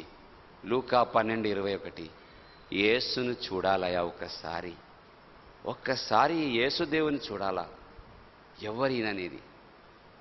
ఆ వాంఛ నా హృదయంలో వచ్చినప్పుడు నాకు ఒకలాంటి సంతోషం వచ్చింది, కానీ భయం కూడా ఉండింది. ఏమంటే నేను శివ సైనికుని, నేను బ్రాహ్మణుని, నేను చర్చిలో పోతే వాళ్ళు ఎట్లా చేర్చుకుంటారు? నన్ను చేర్చుకోరు వాళ్ళు. చర్చిలో పోతే నన్ను చేర్చుకోరు. నేను వాళ్ళకి ఎంతో హాని చేశాను, నేను వాళ్ళకి ఎంతో కీడు చేశాను. ఈ చర్చిలో మనకైతే ఇక్కడ కాదు, ఆ బాంబేలో అయితే మంచి మంచి అద్దాలు ఉంటాయి, ఏమంటారు మంచి మంచి డిజైన్ అంటే క్యాథలిక్ చర్చిలకు ఉంటాయి, మంచి మంచి డిజైన్లు అద్దాలు ఉంటాయి. మేము ఊరికి పోతా ఉంటామంటే రాళ్ళు తీసి కొట్టేసేవాళ్ళం, దాన్ని రాళ్ళు తీసి పగలగొట్టేవాళ్ళం. నేను వాళ్ళ చర్చిలో గాజులన్నీ పగలగొట్టినాను, వాళ్ళు నన్ను ఎక్కడ చేర్చుకుంటారు? ఒకవేళ నేను పోతే ఈ జీసస్ క్రైస్టు నేను ఆయన వారికి చేసిన వాటన్నిటికీ నాకు శిక్ష ఇస్తాడు. చర్చిల మీద రాళ్ళు కొట్టాను, ఆయన బుక్స్ అన్నీ కాల్చేసినాను, ఆయన వాళ్ళని కొట్టినాను, వాటి అన్నిటికీ నాకు శిక్ష ఇస్తాడు. వద్దురా బాబు నేను పోనని చెప్పేసి ఏ చర్చికి వెళ్ళాలంటే నాకు భయం. మార్చి నెల దాటేసి ఏప్రిల్ నెల పడింది. ఏప్రిల్ నెల 1వ తారీఖు 1992 సంవత్సరం నేను హాస్పిటల్కి వెళ్తున్నాను. సాయంకాలం అయింది. 6:30 ప్రాంతానికి హాస్పిటల్కి వెళ్తా ఉంటే దారిలో చూశాను, పెద్ద బ్యానర్ వేశారు, జీవ జలముల సువార్త సభలు రండి, యేసు ప్రభు వారిని అంగీకరించండి, యేసు ప్రభు వారు నిన్ను దీవిస్తాడు, నీకు రక్షణ ఇస్తాడు అని. పెద్ద బ్యానర్ రాశారు ఇంగ్లీష్లో, హిందీలో. ఆ బ్యానర్ చూశాను, అరే ఇక్కడికి పోతే జీసస్ గురించి కనుక్కోవచ్చు కదా అనుకున్నాను. అయినా భయం, వద్దురే వాళ్ళు ఏమైనా చేస్తే మనకు కష్టం అని చెప్పేసి హాస్పిటల్కి వెళ్ళిపోయినాను. మరుసటి రోజు 2వ తారీఖు ఏప్రిల్ నెల 1992 సంవత్సరం. ఈ రోజు వరకు కూడా నాకు ఆశ్చర్యంగా ఉంది, నేను ఎట్లా ఆ మీటింగ్లోకి వెళ్ళిపోయినాను. నాకు తెలియకుండానే నాకన్నా మించిన ఒక ఏమంటారు వ్యక్తి నన్ను అలాగా చేయబట్టుకొని ఆ మీటింగ్కి తీసుకుపోయినట్టు. నేను వద్దు వద్దు అనుకుంటున్నాను కానీ వెళ్ళిపోతున్నాను, వద్దనుకుంటున్నాను కానీ వెళ్ళిపోతున్నాను. నా కాలు దానికి దానే ఆ బస్ స్టాప్ రాగానే దిగిపోయినాను. దిగిపోయి దానికి దానే నేను ఆ గ్రౌండ్కి వెళ్ళిపోయినాను. నేనేమనుకుంటా పోయినానంటే యేసులో బొమ్మ ఉంటుంది, మరి మా బొమ్మ ఉంటుంది, కోబెత్తి పెట్టేసి ఇట్లా ఇట్లా ఎట్లా అనుకొని మొక్కుకొని వెళ్ళిపోవాలంతే. ఎందుకంటే రోడ్ సైడ్లో చూసేది మేము, క్యాథలిక్ అందరూ అలాగనే చేస్తారనమాట, ఆర్సీ వాళ్ళు. మనం కూడా అట్లా చేసి వెళ్ళిపోతాంలే, ఏముంది. అక్కడ పోయి చూస్తే బొమ్మ లేదు, ఏమి లేదు. పెద్ద స్కూల్ గ్రౌండ్, దాదాపు 10-15 వేల మంది కూర్చున్నారు. నాకు ఇంకా ఎక్కువ భయం అయిపోయింది. వీళ్ళని ఏమైనా గుర్తుపడితే నన్ను కొడతారు. ఎందుకంటే నా అంగీకి పులి ఉంది, ఇదేమంటారు శివసేన పులి ఉంటుంది వెనకాల, పెద్ద పేరు శివసేన అని రాసుకొని తిరుగుతాం మేము. అట్లా నేను అన్నాను, ఇది చూస్తే ఇంకా వాళ్ళు పట్టుకొని ఇంకా కొడతారని చెప్పేసి వెనకాలకు పోయి ఆ చీకటి ఎక్కడైతే లైట్లు లేవో చెట్లు ఉంటాయి అక్కడ ఒక చైర్ తీసుకొని పోయి కూర్చున్నాను. వాళ్ళు ఏదేదో పాడుతున్నారు, నాకు అది ఏం ఇష్టం కాలేదు. ఎందుకంటే వాళ్ళంతా వెస్టర్న్ గిటార్లు పెట్టుకొని డ్రమ్ములు పెట్టుకొని పాడుతూ ఉంటే మాకు ఇష్టం. మేమంతా చిన్నప్పటి నుంచి కర్ణాటిక్ మ్యూజిక్. నేనైతే వయలినిస్ట్ అనమాట. మా అమ్మ వీణ వాయిస్తుంది, మా అన్న మృదంగం. మా ఇంట్లో మొత్తం కచేరీ ఉండేది, మా ఇంట్లో మొత్తం కచేరీ. మా అమ్మ ఆల్ ఇండియా రేడియోలో పాడేది. ఎక్కడ ఏ పెళ్ళి అయినా కానీ అమ్మ కొడుకు ఇద్దరు వెళ్ళిపోతాం, అక్కడే పాట కచేరీ మాకు స్టార్ట్ అయిపోతుంది అనమాట. మా దేవులు అంటే ఆ దేవుల పాటలు పాడేదనమాట. నాకు అది ఇష్టం కాలేదనమాట. వాళ్ళు ఏం పాడుతున్నారో నాకు నచ్చలేదు. నేను వెనకాల వెళ్ళి కూర్చున్నాను. వాళ్ళు ఏదో పాడుతున్నారు, నాకెందుకు లేని చెప్పేసి ఆ బ్యాక్ సైడ్లో వెనకాల స్టేజ్ వెనకాల పెద్దగా వాక్యం రాశారు పెద్ద అక్షరాలతో. Today if you here the voice of God harden not your hearts. నేడు నీవు దేవుని స్వరం విని నీడలా నీ హృదయము కఠినపరచుకోవద్దని. వెనకాల కూర్చొని భయపడి ఆ వాక్యం చదువుతున్నాను. నాకు తెలియదు అది బైబిల్ వాక్యం అని. అప్పటికి నాకు బైబిల్ తెలియదు, ఏమీ తెలియదు. వెనక ముందు ABCD తెలియదు. అది రాసిన మాట మాత్రం చదువుతున్నాను. Today if you here the voice of God, నేడు నీవు దేవుని స్వరం విని నీడలా, దేవుని స్వరం విని నీడలా, దేవుని స్వరం, దేవుని స్వరం. అది ఎట్లా నా చెవులు వస్తూ ఉంది, దేవుని స్వరం, దేవుని స్వరం, దేవుని స్వరం. నేను అనుకున్నాను, దేవుడు మాట్లాడతాడా? చిన్నప్పటి నుంచి నేను ఎన్ని దేవులకు మొక్కినాను, ఏ దేవుడు ఎప్పుడు మాట్లాడలేదు. ఎన్ని తీర్థయాత్రలకు వెళ్ళాను, ఎక్కడ ఏ దేవుడు మాట్లాడలేదు. తిరుపతిలో ఏ దేవుడు మాట్లాడలేదు, అయ్యప్ప స్వామిలో ఏ దేవుడు మాట్లాడలేదు, పళనిలో ఏ దేవుడు మాట్లాడలేదు, కాశీలో ఏ దేవుడు మాట్లాడలేదు, షిరిడిలో ఏ దేవుడు మాట్లాడలేదు. పండర్పూర్లో ఉంటాడు, పండర్పూర్లో ఉంటాడు ఒక ఆయన. ఆయన దగ్గర పోతే ఆయన కూడా మాట్లాడు, విఠల్ అంటారు ఆయన. విఠల బాబా దగ్గర పోతే ఆయన మాట్లాడలేదు. ఏ దేవుడు మాట్లాడలేదు. నెత్తి మీద ఆ తొండబొమ్మను పెట్టుకొని డ్యాన్సులు ఆడి ఆడి ఆడి ఆడి తాగి తాగి తీసుకుపోయి నీళ్ళలో పడేసేది. అరే నీళ్ళలో పడేసేటప్పుడు కూడా ఆ దేవుడు మాట్లాడలేదు, అయ్యా నన్ను పడేయొద్దని చెప్పి. మరి ఈ దేవుడు మాట్లాడతాడా? చిన్నప్పటి నుంచి మా ఇంట్లో నాకు ఒక డ్యూటీ, నాకు ఒక క్రమం ఉండేది. అంటే నాకు ఒక బాధ్యత. ఇంట్లో రోజు పొద్దున్న లేస్తేనే అన్ని విగ్రహాలకు స్నానం చేయించాలి. స్నానం చేయించిన తర్వాత వాటికి పాలాభిషేకం చేయాలా, తైలాభిషేకం చేయాలా. వాటిని బాగా ఈ సాటిన్ క్లాత్ అంటారు, సాటిన్ క్లాత్ తెలుగులో ఏమంటారు నాకు తెలియదు, ఆ గుడ్డతో తుడవాలా. తుడిచిన తర్వాత వాటికి వస్త్రాలు తొడిగించాలా, వాటికి నగలు తొడిగించాలా. చాలామందికి అర్థం కాదు, మన సహోదరులకు చాలామందికి అర్థం కాదు ఈ నగలంటే ఏంటిది. మిమ్మల్ని నేను విమర్శించను కానీ స్త్రీలు వేసుకొని అన్ని నగలు విగ్రహాల నుంచి దిగిందే. కమ్మలు కానీ, చెవుతో గొలుసు కానీ, ముక్కు పొడి కానీ, గాజులు కానీ, కాళ్ళకి ఏమంటారు పట్టీలు కానీ, ఏదైనా అన్నీ మేము విగ్రహాలకే వేసేది. ఆ పూజకు సంబంధించిన అన్నీ వాటన్నిటినీ మేము మా దేవులకు తొడిగిచ్చే బాధ్యత నాది ఉండేది. వాటన్నిటికీ తొడిగిచ్చేవాడిని. ఎప్పుడు ఏ దేవుడు అనలేదు, మా మీద ఎందుకు నూనె పోసావయ్యా, మా మీద ఎందుకు పాలు పోసావయ్యా అని ఏ దేవుడు మాట్లాడలేదు కదా. అక్కడ రాసింది, నేడు నీవు దేవుని స్వరం విని నీడల. అంటే క్రిస్టియన్స్ వాళ్ళ దేవుడు మాట్లాడతాడు అంటే ఉండొచ్చేమో, మా హిందూ దేవుడు మాట్లాడాడు, క్రిస్టియన్ గాడ్ మాట్లాడతాడేమో, క్రిస్టియన్ వాళ్ళ దేవుడు క్రైస్తవుల దేవుడు మాట్లాడతాడేమో. ఒక్కవేళ మాట్లాడితే నాకేమంటాడో, నన్ను ఏం చేస్తాడో, నాకేం శిక్ష విధిస్తాడో. మేము చిన్నప్పటి నుంచి నేర్చుకుంది ఒకటే, దుష్ట శిక్షణ శిష్ట రక్షణ. అంటే దుష్ట కార్యాలు చేసే వాళ్ళందరికీ తప్పక శిక్ష విధించబడుతుంది. మంచోడు, నీతిమంతుడు, భక్తుడు, పరిశుద్ధుడుగా ఉండేవాడు మాత్రమే, శిష్టుడు మాత్రమే పరలోకానికి వెళ్తాడని. ఇంకొక సంగతి ఏమంటే, మేము ద్రవిడియన్స్ అన్నమాట. మేము ద్రవిడియన్స్, మేము ఆర్యాస్ కాదు, మేము సౌత్ ఇండియా వాళ్ళందరూ మేము ద్రవిడియన్స్. మాకేమంటారంటే మేమంతా రావణ సంతతి అన్నమాట. ఈ నార్త్ ఇండియా వాళ్ళంతా కూడా ఆర్య సంతతి, అంటే వాళ్ళు రాముని యొక్క సంతతి. మేము రావణ పిల్లలం అప్పటి నుంచే. మమ్మల్ని ఎప్పుడు చదివానే ఉన్నట్టు మీరంతా రావణ పిల్లలు, మీ అంతకే రావణ పని చేస్తున్నారనేది. అంటే మేము దుష్టులము, మేము రాక్షసాలు అన్నమాట. హిందూ మత ప్రకారం మేము రాక్షసులు అనమాట. రాక్షసులు ఎప్పుడు పరలోకానికి వెళ్ళాలి, మేము నరకానికి వెళ్ళాలి. అంటే ఈ యేసు ప్రభు కూడా నన్ను నరకానికి వేస్తాడు. ఎందుకు? నేను దుష్టుని గనక. ఆ బోధకుడు అప్పుడు వచ్చాడు. నేను ఆలోచిస్తా ఉన్నాను మనసులో. అప్పుడు బోధకుడు వచ్చాడు, చేతిలో బైబిల్ పట్టుకొచ్చాడు, 3 మాటలు చెప్పాడు. God loves you. అంతవరకు నేను ఆ వాక్యం చదివేటప్పుడు నా హృదయం ఒకలాగా భయపడతా ఉండింది. ఏమంటాడు నన్ను దేవుడని. ఎప్పుడైతే ఆయన ఈ 3 మాటలు అన్నాడు, గాడ్ లవ్స్ యూ అన్నాడు, నాకు ఎట్లా అనిపించిందంటే నాకు చెయ్యి కాలు అంతా వణికిపోతుంది. ఏదో బాగా ఈ జ్వరం వచ్చినాక ఈ రైగర్స్ వస్తాయి కదా, ఆ వణికినట్టుగా నేను వణికిపోతున్నాను. ఇంత దిడ్డమైన వాడిని. ఇప్పుడు కనబడేది సగం కూడా లేదు, అప్పుడు ఉన్న దాంట్లో ఇప్పుడు కనబడేది సగం కూడా లేదనమాట. కాలు చేతులు అన్నిట్లో వణికిపోతున్నాయి. ఏందిరా ఇదని చెప్పేసి యోహాను సువార్త 3:16 దేశినాడు. దేవుడు లోకం ఎంతో ప్రేమించనని చెప్పుతూ ఆయన ఒకటే అన్నాడు, నువ్వు ఎవడైనా సరే దేవుడు నిన్ను ప్రేమిస్తున్నాడు. నువ్వు ఎక్కడ దాక్కున్నా సరే దేవుడు నిన్ను ప్రేమిస్తున్నాడు. నువ్వు ఎంత ఘోర పాపి అయినా సరే దేవుడు నిన్ను ప్రేమిస్తున్నాడు. నేను ఈయనకెట్ట తెలుసయ్యా, ఇటు చూశాను, నా దాకా దాక్కున్నాడు ఇంకొకడు ఉన్నాడా? సరే దాక్కున్నాడు ఉంటే ఉండొచ్చు, ఎవరైనా చెప్పిండి వచ్చి నేను పోయి దాక్కున్నాను. కానీ నేను ఘోర పాపిని ఆయనకెట్ట తెలుసు? నా పాపమంతా అక్కడ విప్పి చూపించాడు. యోహాను సువార్త 3:16 నుండి ఆ శిలువ బలియాగం అంతా వివరిస్తూ వచ్చాడు. ఒక 3/4 గంట సేపు సువార్త స్పష్టంగా చెప్పాడు. నీ కొరకు, నీ పాపముల కొరకు ఆయనకు దెబ్బలు కొట్టారు, కొడాలతో కొట్టారు, ఆయన మీద ముళ్ళ కిరీటం పెట్టారు, ఆయన మీద ఉమ్మి వేశారు. నువ్వు చేసిన పాపం ఆయన మీద పడింది, నీ కొరకు ఆయన శిక్ష అనుభవించాలని స్పష్టంగా సువార్త చెప్తొచ్చాడు. నా కొరక నేను చేసిన వాడు అన్నిటినీ ఈయన తీసుకున్నాడా? నేను అంతవరకు అనుకున్నాను క్రిస్టియన్ దేవుడు అంటే నన్ను శిక్షిస్తాడు, కానీ ఈ క్రైస్తవ దేవుడు నన్ను ప్రేమిస్తున్నాడా? నన్ను ప్రేమించి ఈ పాపమంతా, నేను చేసిన పాపమంతా ఆయన మీద వేసుకున్నాడే. ఎంత ప్రేమ ఇది!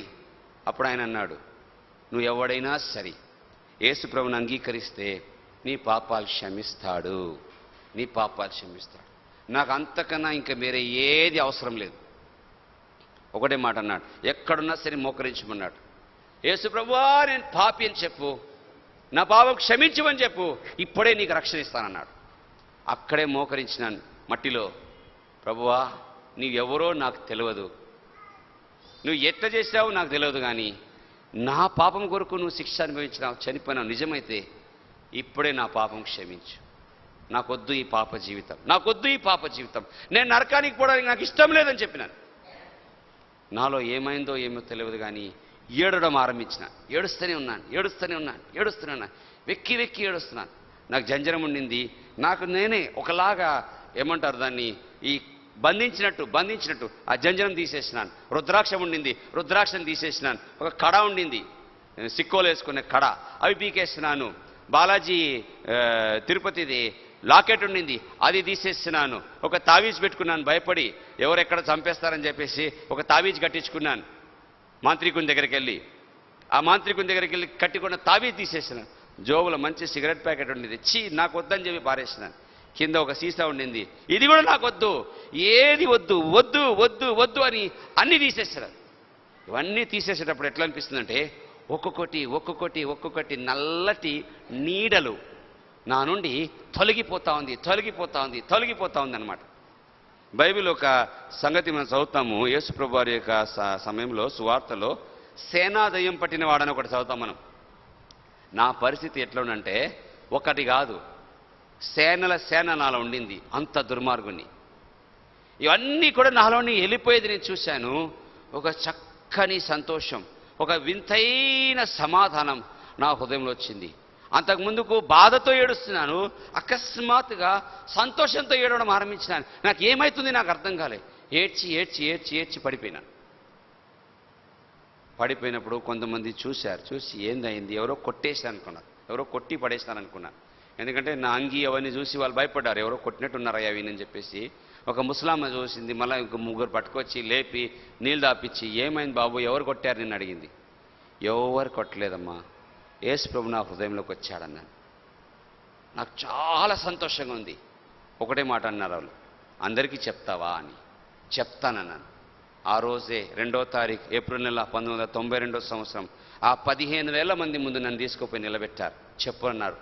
నాకేం చెప్పాలో అర్థం కాదు. ఒకటే అన్నాను, యేసు ప్రభు నా పాపాలన్నీ క్షమించేశాడు, ఇక మీద నేను ఆయన కొరకే జీవిస్తాను, అంతే.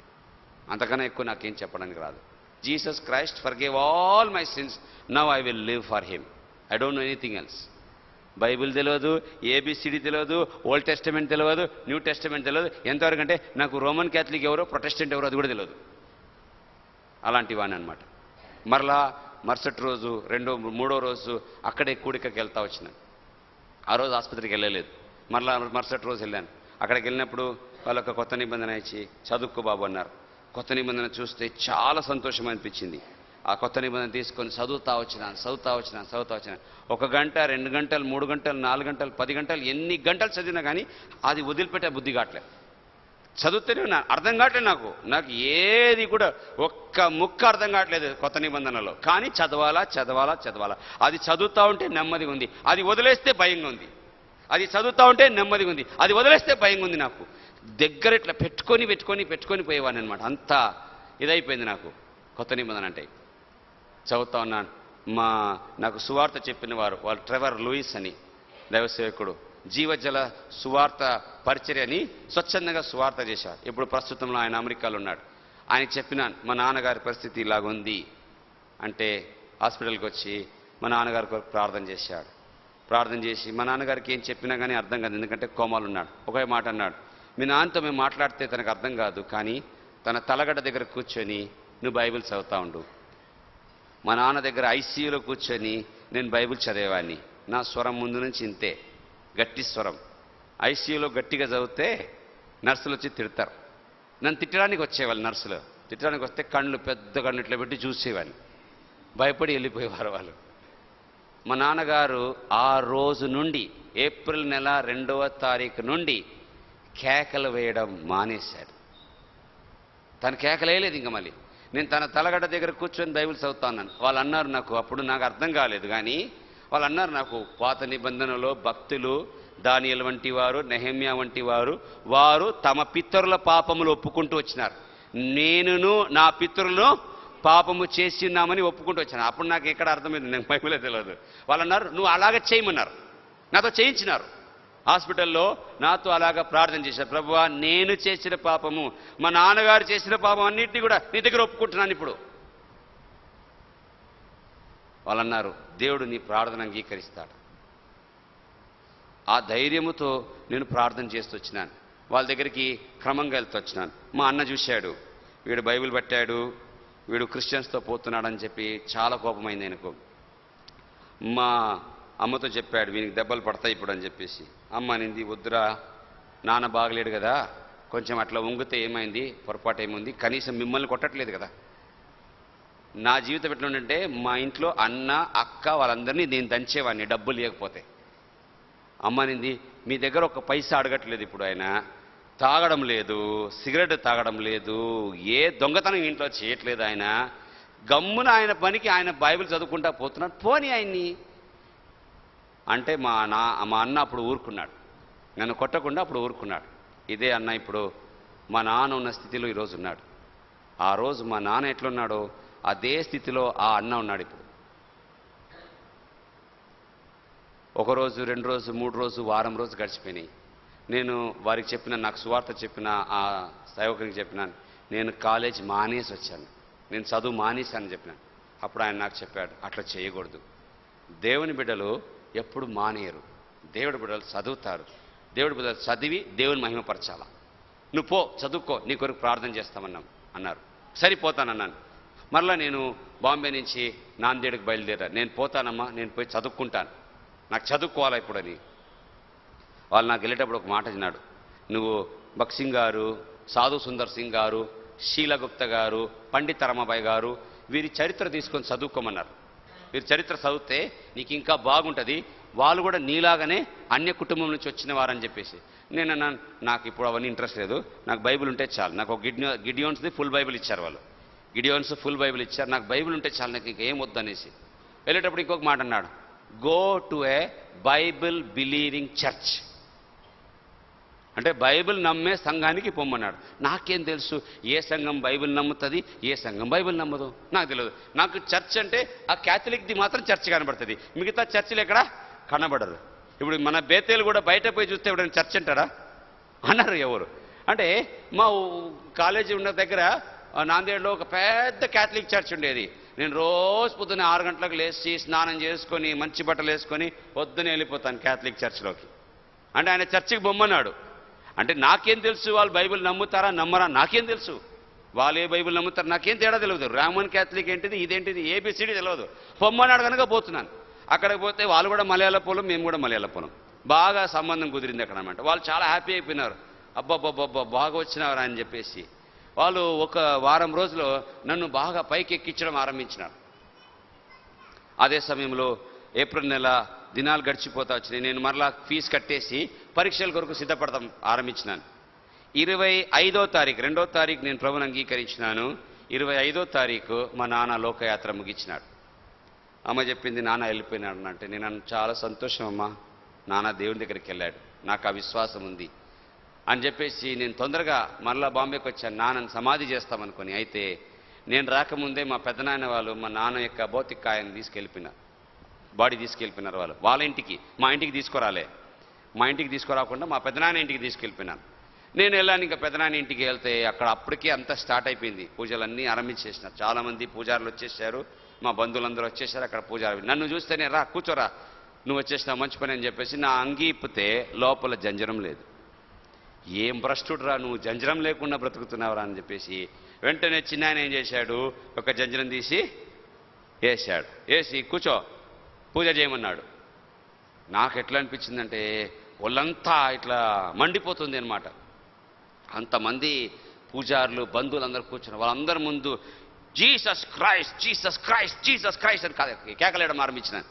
అంటే ఒకలాంటి ఏమంటారు దాన్ని, ఎక్సెంట్రిక్ అంటారు కదా, అంటే ఒకలాంటి పిచ్చోడ్లాగా అనుకోండి. వాళ్ళు అన్నారు, ఏంది పిచ్చోడైపోయినాడు అని చెప్పేసి. జీసస్ క్రైస్ట్ అని కేకలేస్తున్నాను. వాళ్ళు పట్టుకొని తీసుకుపోయి గదిలో వేసేస్తారనమాట. పట్టుకొని తీసుకుపోయింటే కేకలేస్తారని చెప్పేసి పట్టుకొని తీసుకుపోయి గదిలో వేసేసి మా పెద్దనాయన మా పెద్దమ్మ మా చిన్నమ్మ వాళ్ళకి చెప్పినాడు, వీళ్ళ నాన్నది చేసి వచ్చిన తర్వాత ఈరోజు వీంది చేస్తామని. తిథి అంటారమంటారు, ఏమంటారు, అంత్యకార్య. వీళ్ళ నాన్నది చేసి వచ్చిన తర్వాత వీంది చేయాలా, లేకపోతే మన కులానంతటికి ఈడు నష్టం తీసుకొస్తాడని చెప్పేసి. మా చిన్నమ్మ, ఆమె కాన్వెంట్లో చదివింది, రహస్యంగా విశ్వాసిగా ఉండింది. అందరు శ్మశానానికి వెళ్ళిపోతే నన్ను తాళం వేసిపోయినారు. ఆమె వచ్చేసి తాళం తీసేసి, రే ఇంట్లో నుంచి పారిపో, మీ పెద్దనాయన చాలా కోపిష్టి, చంపేసినా చంపేస్తాడు, పారిపోమనింది. అక్కడి నుంచి పారిపోయినాను. పారిపోయి మా ఇంటికి వచ్చేసాను. వాళ్ళ ఇంటికి మా ఇంటికి దాదాపు 30 కిలోమీటర్ దూరం. మా ఇంటికి వచ్చేసి నేను కూర్చొని బాగా బైబిల్ చదువుకుంటున్నాను. వాళ్ళంతా తిరిగి వచ్చినప్పుడు నేను లేను అక్కడ. నేను లేనని చూసేసి ఇంకా కోపం అయిపోయినాడు పెద్దనాయన. కోపం అయిపోయి మా అమ్మను, అక్కలను, అన్నను బాగా అవమానించినాడు. బాగా అవమానం చేసి ఎట్లంటే నీచంగా ప్రవర్తించి వెళ్ళిపోండి అని చెప్పి ఇంట్లో నుంచి ఎలగొట్టినాడు. ఆ అవమానం మా అన్నకు చాలా కోపం అయిపోయింది నన్ను బట్టి. అంటే నేను అక్కడ యేసుప్రభు నామమును కేకలేసినందుకు. వీడు గమ్మునుండిండొచ్చు కదా, ఒక్కరోజు గమ్మునుండింటే ఏమయ్యేది వీడికి అని చెప్పేసి.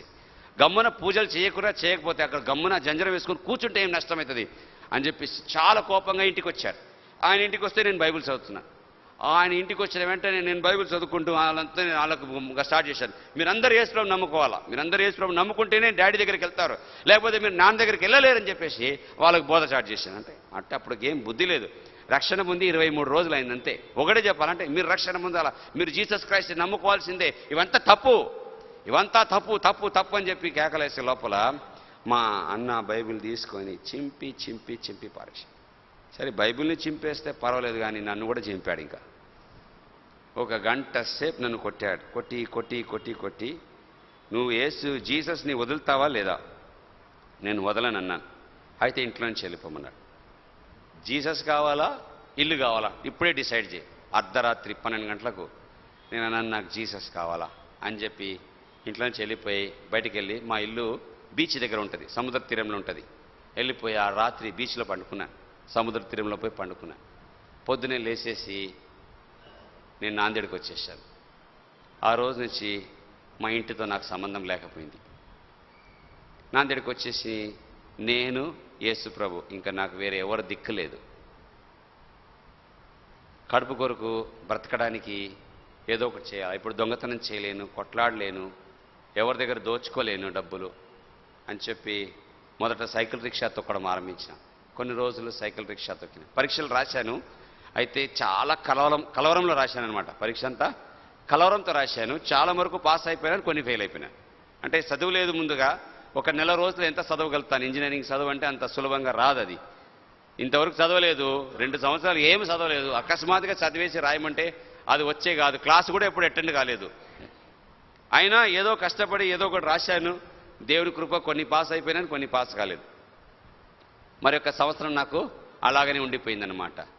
అప్పుడు నేను సైకిల్ రిక్షా తొక్కుకుంటా ఏదో కడుపు కొరకు జీవించాలా. తర్వాత ఒక స్నేహితుడిని ఆటో రిక్షా తీసుకొని నడిపించేవాని. అలాగలోకి జీవించి అప్పుడు అదే రోమన్ క్యాథలిక్ చర్చికి వెళ్తాను. నాకు తెలియదు, సంఘం తెలియదు, సహవాసం తెలియదు, ఏం తెలియదు. రోమన్ క్యాథలిక్ చర్చికి వెళ్తానే ఉన్నాను. రోజు పొద్దునే వెళ్తాను 6 గంటలకు, మళ్ళీ సాయంకాలం 6 గంటలకు, 2 పూటలు, పొద్దున సాయంత్రం, పొద్దున సాయంత్రం. వాళ్ళు అక్కడ వెళ్ళినప్పుడల్లా కూడా వాళ్ళు నన్ను చాలా ప్రేమించి నన్ను చాలా గౌరవించేవాళ్ళు. అక్కడ రోమన్ క్యాథలిక్ చర్చ్లో ఒక పేపర్ ఉంటుంది, వాక్యం చదివే పేపర్, వాక్య భాగం ఉంటుంది. ప్రపంచం అంతటిలో అన్ని రోమన్ క్యాథలిక్ చర్చ్లో రోజు ఒకే వాక్యం అందరికీ సంవత్సరం ముందే వాటికన్ నుంచి వచ్చేస్తుంది అనమాట. ఆ పేపర్ పోయినప్పుడల్లా నాకు ఇస్తారు. 3 భాషలు చదవమంటారు, హిందీ, ఇంగ్లీష్, మరాఠీ. 3 భాషలు చదివేవాడిని నేను. చాలా ఇష్టమయ్యేది వాళ్ళకు. వాళ్ళ స్టేజ్ మీద ఎక్కించుకునే వాళ్ళు నన్ను. మామూలుగా రోమన్ క్యాథలిక్ వాళ్ళని వారి స్టేజ్ మీద ఎవరిని ఎక్కించుకోరు.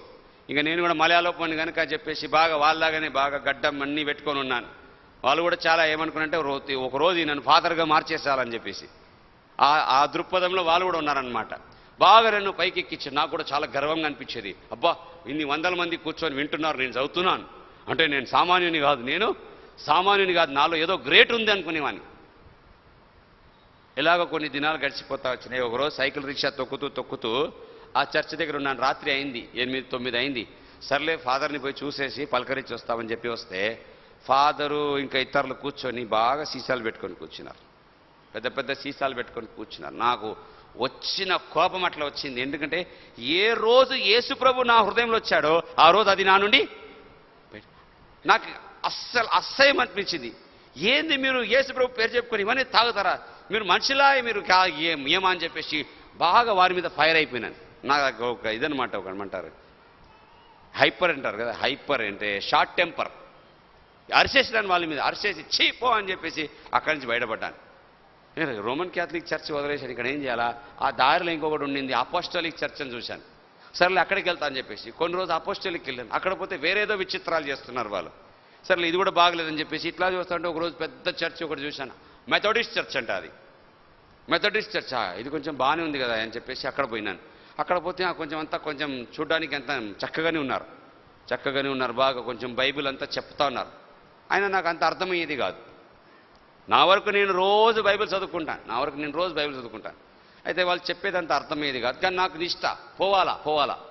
ప్రతి ఆదివారం పొద్దున్న 7 గంటలకు వెళ్ళేసి అక్కడ ఉన్న బెంచ్లన్నీ బెంచ్లు తుడిచేది, హాల్ ఉడిచేది, అన్నీ చేసి రెడీ పెట్టేదనమాట. ఒక ఆదివారం నేను అన్నీ తుడిచి రెడీ చేసి ఆడ బయట నిలబడి ఉంటే అక్కడి నుంచి బయట నుంచి బోధకుడు వస్తున్నాడు అనమాట. బాగా తాగుకుంటూ వస్తున్నాడు. ఇక అక్కడ గేట్లోనే ఆయనతో కొట్లాడేశాను. గేటు దగ్గరే ఆయనతో కొట్లాడి పెట్టుకున్నాను అనమాట. మీరేంది ఇది, యేసుప్రభు గురించి మీరు చెత్తారు, మీరు ఏమైనా తాగుతారని చెప్పేసి ఆయన మీద ఫైర్ అయిపోయినాడు. ఆయన ఒకడన్నాడు, నువ్వెవరయ్యా చెప్పడానికి, గెట్అవుట్ అన్నాడు. నిన్న మొన్న వచ్చినా నీకేమై అధికారం ఉంది, గెట్అవుట్ అని చెప్పాడు. ఇక గెట్అవుట్ అంటే నేనేం చేయాలి, ఇక గెట్అవుట్ అయిపోయినాను అక్కడి నుంచి గెట్అవుట్ అయిపోతే మళ్ళీ పోయి న్యూ లైఫ్లో పడ్డాను. అది ఉద్రేకం, అదంతా ఉద్రేకం అనమాట వాళ్ళది. మొత్తం ఇంగ్లీష్ స్టైల్ అనమాట, మొత్తం ఇంగ్లీష్ స్టైల్ న్యూ లైఫ్ వాళ్ళది. అక్కడ చూస్తే వాళ్ళు ఈ బల్ల దగ్గర రొట్టె దగ్గరికి అందరికీ బండ్లు ఇస్తారనమాట. అందరికీ బండ్లు ఇచ్చేస్తారు, బండ్లు తినాలని. చిన్న చిన్న బండ్స్ ఉంటాయి, బండ్లు తినమంటారంట. నాకు అదేం అర్థం కాలేదు, ఏం తినమంటున్నాను. నేను కూడా సరే తినమనగా ఊరికే బండి ఇచ్చాను. నేను అనుకున్నాను టిఫిన్ లాగా ఇచ్చినారేమో, స్నాక్స్ లాగా ఇచ్చినారని చెప్పేసి తినేసాను అనమాట.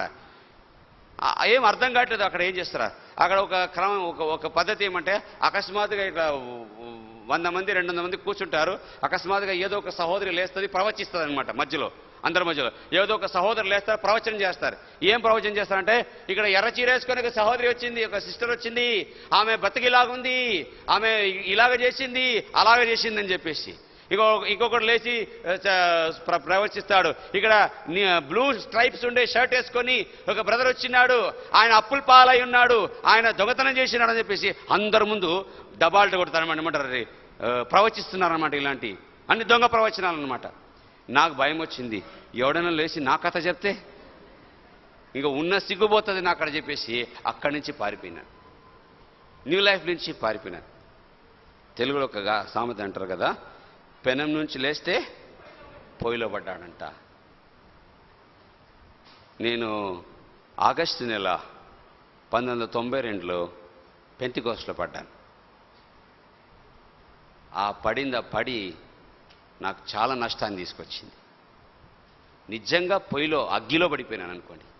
పెంతికోస్ట్లోకి పోతే నాకు 21 సంవత్సరాల వయస్సు, రక్తం ఉడుకుతుంది. వాళ్ళ ఉద్రేకానికి నేను జత అయిపోయినాను. వాళ్ళ ఉద్రేకానికి జత అయిపోయి వాళ్ళ బోధకు నేను అట్లనే పట్టబడ్డాను అనమాట. పెంతికోస్టుల దుర్బోధకు, తప్పుడు బోధకు పట్టబడ్డాను. ఆ బోధకుడు అందరి ముందు, నీవు పరిశుద్ధాత్మను పొందాలా, అన్య భాష మాట్లాడాలా, నీ నాలుకను ఇచ్చేసి, నీ పరిశుద్ధాత్మకు నీ నాలుకను ఇచ్చేసి నోటు తెరిచి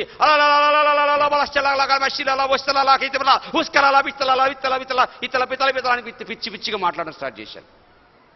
అన్య భాషలు అనుకుంటా, ఒరిలా మకాకల పీకిలి వీగిలి ఏమేమో పిచ్చిగా అరుస్తారనమాట. ఇంత పిచ్చి పట్టేశారనమాట. నాకు ఇంత గట్టి స్వరము, అక్కడ 1000 మంది ఉన్నా 10,000 ఉన్నా నేను అన్య భాషలు మాట్లాడితే అందరు సైలెంట్ అయిపోతారు. ఎందుకంటే నా సౌండే వినబడుతుంది, కానీ ఎవ్వరి సౌండ్ వినబడదు. అక్కడ వాళ్ళు బిత్తరిపోయి చూసేవాళ్ళు, ఇది ఎక్కడ అన్య భాషరా నాయన అనేది, మేము ఎప్పుడు వినలేదు అలాంటి అన్య భాష ఈయన మాట్లాడుతున్నాడు అనేది. వాళ్ళు కూడా నన్ను ఏం చేశారు, వీనికి ఏదో అంటే చాలా పవర్ఫుల్ హోలీ స్పిరిట్ వచ్చిందని, వీరికి చాలా పవర్ఫుల్ హోలీ స్పిరిట్ వచ్చి చెప్పి నాకు ఒక పేరు పెట్టాడు. ఏమంటే డునామిస్ అని, అంటే డైనమైట్ అని పేరు పెట్టి నన్ను ముందుకు నెట్టడం స్టార్ట్ చేశారు. ముందుకు నెట్టేసి ఇంకా నువ్వు స్వస్థపరచాలా, ఇంకా నువ్వు అందరిని ఏం చేయాలా, స్వస్థపరచడం స్టార్ట్ చేయాలి. అన్య భాషల వరం వస్తే దాని వెంటనే స్వస్థత వరం వస్తుంది అంటారు. ఇక నేనేం చేశాను, ఇక అందరి మీద చేయి పెట్టడం ఆరంభించినాను, స్వస్థపరచడానికి, దయ్యాలు ఎలగొట్టడానికి. రోడ్డు మీద బాంబేలో పోతా ఉంటే ఈ బిచ్చగాళ్ళు ఉంటారు, కుంటోలు అలాంటి వాళ్ళు ఉంటారు, రైల్వే స్టేషన్లు ఉంటారు, వాళ్ళందరి మీద ఒక్కొక్కరి మీద చేయబెట్టి ఉరిసమలని గట్టిగా అక్కడ స్టేషన్లో ప్రార్థన చేశారు. అందరూ చూసి పిచ్చోడా అని వాళ్ళనమాట. అంటే ఎట్లయినానంటే నిజంగా ఒక పిచ్చోడిలాగానే అయిపోతా వచ్చిన అనమాట. పెంతెకోస్తు వాళ్ళేమో బాగుంది చేయరా అని చెప్పేసి నన్ను పెంచేవాళ్ళనమాట. ఆ పెంతెకోస్తులో ఏం పడ్డాను, మరలా పాత స్థితికి దిగిపోతా వచ్చినాను. బైబిల్ ఒక మాట ఉంది, ఒకని ఇల్లు దయ్యం వెళ్ళిపోయిన తర్వాత, శుభ్రపరచబడిన తర్వాత ఆ దయ్యం తిరిగి వస్తుందంట. తిరిగి వచ్చిన తర్వాత ఖాళీగా ఉందని చూసినప్పుడు ఏం చేస్తాడంట, ఒంటరిగా రాదు, తాను పోయి తనతో పాటు ఇంకా 7 దయ్యాలు జత తీసుకొస్తుంది అంట. ఆ ఇంటి స్థితి మొదటి స్థితి కంటే నా స్థితి అలాగైంది. అలాగైపోయి ఇంత ఘోరమైపోయినానంటే, నేను ఆడపిల్లల మీద చేపెట్టి ప్రార్థన చేసేటప్పుడు వాళ్ళు కింద పడిపోవడము, వాళ్ళ దేహం కనబడము, వాళ్ళ గురించి దురాలోచనలు కలిగి ఉండడము, వాళ్ళ గురించి చెడు ఆలోచనలతో పీడించబడ్డము నా జీవితంలో ఆరంభించబడింది. దాన్ని మెల్లమెల్లగా నేను బాగుందిలే, ఇట్లనే చేయాలా, బాగుంది ఇట్లనే చేయాలా, చేయి పెట్టేసి అరుస్తాను, కక అరిసేసి ఇట్లా తలకాయ వెనకాల పెట్టి ఇట్లా వంపేస్తాం. ఇట్లా తలకాయ వెనక వంపినప్పుడు ఈ నరాలు అట్లనే చికిలిపోతాయి. నరాలు చిక్కి టప్ అని కింద పడిపోతారు. కింద పడితే దయ్యం వెళ్ళిపోయింది, కింద పడితే దయ్యం వెళ్ళిపోయింది అనమాట. అలా చేసావు. ఇంత చేయి పెట్టి ఇట్లా వంపే లోపల ఆటోమేటిక్గా కింద పడిపోతారు అనమాట. అది ఏమో ఏదో కింద పడిపోతారు, వాళ్ళ శరీరం అంతా కనబడుతుంది. ఇంత ఘోరమైన స్థితిలోనికి దిగిపోతా వచ్చినారనమాట. ఒకరోజు రాత్రి నేను ఒంటరిగా మిద్దె మీద పండుకొని ఉన్నాను. 12 గంటలైంది. ప్రార్థన చేసుకుంటేనే అట్లా పండుకునేవాను అనమాట. ఆ ప్రార్థన కూడా ఏంటంటే ఇదే, అన్య భాషలు వచ్చింది కదా, బల బల గల గల గల గల గల అనుకుంటా పండుకునేది అనమాట. పిచ్చోడైపోయినట్టే పండుకున్నాను. పండుకున్న కొద్దిసేపట్లో నా కాలు, చేతులు, నోరు అంతా బిర్రపోయింది అనమాట. అంటే ఏమంటారు, ఫిట్స్ కాదు, స్పృశ లేకుండా అయిపోతుంది కదా, కదలదు, ఇంకా ఇట్లా టైట్ అయిపోయింది అనమాట. టైట్ అయిపోయింది. కళ్ళు మాత్రం తెరిచిన అనమాట. కళ్ళు తెరిచి చూస్తే చుట్టూ దయ్యాలు, నా చుట్టూ దయ్యాలున్నాయి. అన్ని దయ్యాలు నన్ను చుట్టూ చేరి నన్ను అంటుంది, మరలా మా దగ్గరికి వచ్చేసావే, మరలా మా దగ్గరికి వచ్చేసావే, మరలా మా ఓడైపోయినావే అని చెప్పేసి. నాకు ఏమైందో అర్థం కాలేదు. ఇంతకుముందు ఈ దయ్యాలకు జోలికి ఉండేది నేను. దాన్ని ఏమంటారు, మాంత్రిక విద్య అంటారు, ప్లాన్చెట్ అంటారు, ఇవన్నీ చేసేదన్నమాట. ఇప్పుడు మరలా వాటిలోనే పడిపోయినానని నాకు అర్థం కాలేదు. ఏం చేస్తున్నానని చెప్పేసి. ఏం చేయాలా? చెయ్యి కదలాలంటే కదలలేను, కాలు కదలాలంటే కదలలేను, తప్పించుకోవాలంటే తప్పించుకోలేను. ఒకటే చేశాను మనసులో, ప్రభువైన యేసు క్రీస్తు వారి రక్తం చేయమన్నాను అంతే. ఇక ఠక్కన అన్నీ వెళ్ళిపోయినాయి. లేచి కూర్చున్నాను. ఏమైంది అర్థం కాలేదు. భయపడిపోయినాను. ఎందుకు యేసు ప్రభువును నమ్ముకున్నానని వ్యసనపడ్డాను, అంటే బాధపడ్డాను. నేను జీసస్ క్రైస్ట్ నమ్ముకొని బాగుపడలేదు, కానీ నేను ఇంకా చెడిపోయినాను. వద్దు నాకు అనుకున్నాను, ఇంకా నాకు వద్దు అనుకున్నాను. కానీ బైబిల్ వదలలేకపోయినాను. ఈ పరిస్థితులన్నింటిని బట్టి ఇంకా పెట్టుకొస్తుంది, అది వద్దు, దాని జోలికే పోతుంది. దాని జోలికే నేను పోవద్దని తీర్మానించుకున్నాను. కానీ బైబిల్ వదలలేదు. బైబిల్ని వదలాలంటే నాకు భయం అనిపిస్తుంది. బైబిల్ చదవాలా, ఎట్లయినా సరే బైబిల్ చదవాలా. ఏ చర్చికి పోను నేను, నాకు ఏ చర్చ్ వద్దు, ఏ క్రిస్టియన్ వద్దు, నాకు బైబిల్ ఒకటి ఉంటే చాలు. రెండవది, నా దగ్గర రేడియో ఉండింది. Vishwavani, back to the Bible, family radio అనే కొన్ని ప్రోగ్రామ్స్ ఉంటాయి. ఆ ప్రోగ్రాం వింటూ ఉండేవాడిని. నన్ను తప్పించిందంటే ఆ రేడియో, ఈ బైబిల్, ఈ రెండు నన్ను తప్పించేసింది. లేకపోతే నేను మరలా తిరిగి చాలా ఘోరమైన పాపంలో పడిపోయి ఈ పాటికి నరకంలో ఉండేది. దేవునికి ఎంతో కృతజ్ఞతలు చెల్లిస్తున్నాను. ఒక పత్రిక ద్వారా రక్షించినాడు, మరలా రేడియో ద్వారా నన్ను తప్పించినాడు. వాక్యములు, బైబిల్ చదువుతా ఉన్నాను, అర్థం కావడం లేదు నాకు. అంతవరకు కూడా నాకు బైబిల్ ఏం చదువుతున్నాను నాకు అర్థం కావట్లేదు. ఒక నావెల్ లాగా టేబుల్ మీద కూర్చొని, టేబుల్ మీద పెట్టుకొని, చైర్ మీద కూర్చొని కాలేజ్ బుక్ చదివినట్టు నావెల్ లాగా చదివేవాడిని అనమాట. చదువుతా ఉంటే నెమ్మదిగా ఉంది, అంతే. గ్రహింపు మాత్రం సున్నా. ఆ దినాల్లో నేను ఒంటరిగా నా గదిలోనే ఉండేవాడిని. మరలా పరీక్షలు రాసి పాస్ అయిపోయినాను. కాలేజీకి వచ్చినాను. కాలేజీకి వెళ్ళేటప్పుడు నాకు ఒక అలవాటు ఉండింది. నన్ను ప్రభు ఒక పత్రిక ద్వారా పట్టుకున్నాడు కనుక అందరికీ పత్రిక పంచేవాడిని. మా కాలేజీలో ఒక సీనియర్ సహోదరి సలోమి అని, ఆమె గుంటూరు కోటిరత్నం అంకల్ వాళ్ళ కూతురు. ఆమె మా కాలేజీలో సీనియర్ అన్నమాట. ఆమె ఒకరోజు నన్ను వెతుక్కుంటా వచ్చింది. ఎవరో ఆమెకు చెప్పారంట, ఒక పిల్లోడున్నాడు, వాడు బాపనోడు, మీ దేవుడు నమ్ముకున్నాడని. ఆమె క్రిస్టియన్ కనుక ఆమె అందరికీ చెప్పేదన్నమాట జీసస్ గురించి. ఆమె చెప్తా అంటే ఆమె ఎవరికి చూడయ్యా, ఆమె కూడా, ఆయన కూడా నీలాగా అయిపోయినట్టున్నానంటే ఆమె నన్ను వెతుక్కుంటా వచ్చింది. ఒకరోజు వచ్చి నాతనింది, బాబు అనింది. మీ భాష ఎట్లనంటే, నేను చిన్నవాడిని, నేను ఆమె కన్నా చిన్నవాడిని కనుక, బాబు మా చర్చికి వస్తావనింది. నేను రాను, నేను ఏ చర్చికి రాను, నేను చర్చిలకు పోయి చాలా బాధపడ్డాను. లేదు బాబు, ఒక్కసారి రా, నీకు ఇష్టమైతే మళ్ళీ రా, లేకపోతే నువ్వు రాకు అనింది. నీకు ఇష్టమైతే ఒక్కసారి వచ్చేస్తే తర్వాత నీ ఇష్టం అనేది. సరే అని చెప్పిన. ఇంత బ్రతిమాలుతుంది కదా, అందులో సహోదరి కదా, పెద్ద ఆమె కదా, సరేలే వచ్చి అంత బ్రతిమాలుతుంటే ఒక్కసారి పోవడంలో తప్పేముందని ఆమె ఒకరోజు నన్ను తీసుకుపోయింది. అది నాందేడ్లో హెబ్రోన్ సహవాసం, ఫిలదెల్ఫియా ప్రార్థనా మందిరం. ఇలాంటి మందిరం లేదు. పాక, పైన రేకులు, చుట్టూ తడకలు, కింద మట్టి, చిన్న మందిరం. ఆ మందిరంలో తీసుకుపోయింది. ఆ ఏరియా చూస్తే గబ్బ ఏరియా, డర్టీ ఏరియా అనమాట. అలాంటి స్థలంలో నాకు పోయేటప్పుడే బాధ అనిపించింది. ఇక్కడ తీసుకొస్తుంది, ఇక్కడ ఏమైనా చర్చ్ ఉంటుందా?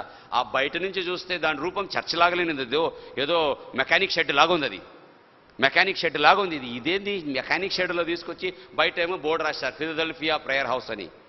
ఇదేముందని చెప్పేసి యవనస్తులు వచ్చారు, ఒకరినొకరు praise the lord, praise the lord అని చెప్పి వాళ్ళు మాట్లాడుతున్నారు. వాళ్ళు మాట్లాడుతుంటే నాకు సంతోషం అనిపిస్తుంది. వాళ్ళు మాట్లాడుతుంటే సంతోషం. లోపల పోయినాను, వారితో నన్ను పరిచయం చేసి ఇచ్చింది. వాళ్ళు నాకు కూడా ప్రైజ్ ద లార్డ్ అంటే నేను కూడా praise the lord, praise the lord అన్నాను. నాకు ఒక గొప్ప సంతోషం లాగా అనిపిస్తుంది. కూర్చున్నాను, దైవ సేవకులు వచ్చారు, పరిచయం ఆరంభించారు. పాటలు పాడుతూ ఉంటే నా హృదయం కరిగిపోతుంది. ఏంటి ఈ పాటలు? నా గురించే పాడుతున్నారా? నా గురించే పాడుతున్నారేమి? పెంటాకుప్ప నుండి నన్ను లేవానెత్తితివి,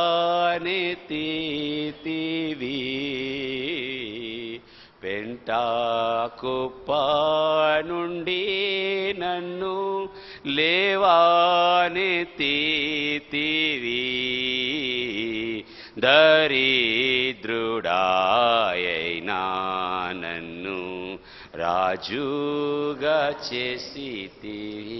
నేను అనుకున్నాను, వీళ్ళకెట్లా తెలుసయ్యా నేను పెంటకుప్పలో నుంచి వచ్చినాను? నా పరిస్థితి పాడుతున్నారే. దైవసేవకుడు ఆరాధన వర్తమానం ఇచ్చాడు. ప్రభు నాతో మాట్లాడడం ఆరంభించినాడు. 2వ తారీఖు ఏప్రిల్ నెల 1992వ సంవత్సరంలో ఒక స్వరం విన్నానే. ఆ స్వరం అప్పుడు నేను గుర్తించగలిగినాను. నీ పాపములు క్షమించబడి ఉన్నవి అనే ఆ స్వరం ఆ రోజు వినింది. మరలా ఆ ఫిలదెల్ఫియా ప్రార్థనా మందిరంలో కూర్చున్నప్పుడు అదే స్వరం నేను వినగలిగిన. అరే, ఇది అదే స్వరం కదా, ఇది వింతైన స్వరం. ఇది నాకు తెలియదు నీ పాపములు క్షమింపబడి ఉన్నవి అని ఎక్కడుందని చెప్పేసి. అయితే ఆ రోజు దైవసేవకుడు అదే వాక్యం తీశాడు, లూకా 7:48. అరే, ఇది నాతో మాట్లాడిన మాట కదా, ఇది నాతో మాట్లాడిన మాట కదా. నాకు ఎంత సంతోషం అనిపిస్తే అంత సంతోషం. ఆరాధనట్లు చేయాలని నాకు తెలియదు. మళ్ళీ బలవర్తమానం, ప్రభు నాతో మాట్లాడుతూ వస్తున్నాడు. నా తప్పులన్నీ ఆయనకు తెలిసినట్టే, నా పొరపాట్లన్నీ ఆయనకు తెలిసినట్టే మాట్లాడుతున్నాడు. చివరి వర్తమానం, ఆ మెసేజ్లన్నీ అయిపోయే వరకు నాకు ఒకలాంటి ఏదైనా వచ్చేసింది అనమాట. అరే, ఇది అద్భుతమైన స్థలం, ఇది పరలోకం లాగుంది. నాకు ఇది పరలోకం లాగుంది. మీటింగ్ అయిపోయినాక పరిచయం చేసుకుని నాకు భక్సింగ్ గారు పుస్తకాలు ఇచ్చారు, ఫ్రీగానే ఇచ్చారు. వాళ్ళు పిల్లోడని చూసేసి వీని దగ్గర ఏం డబ్బులు ఉంటాయిరా నాయన అని చెప్పి నా గతి చూస్తే అట్లా ఉండిందనమాట. ఫ్రీగానే ఇచ్చారు, తీసుకో బాబు చదువుకో అన్నారు.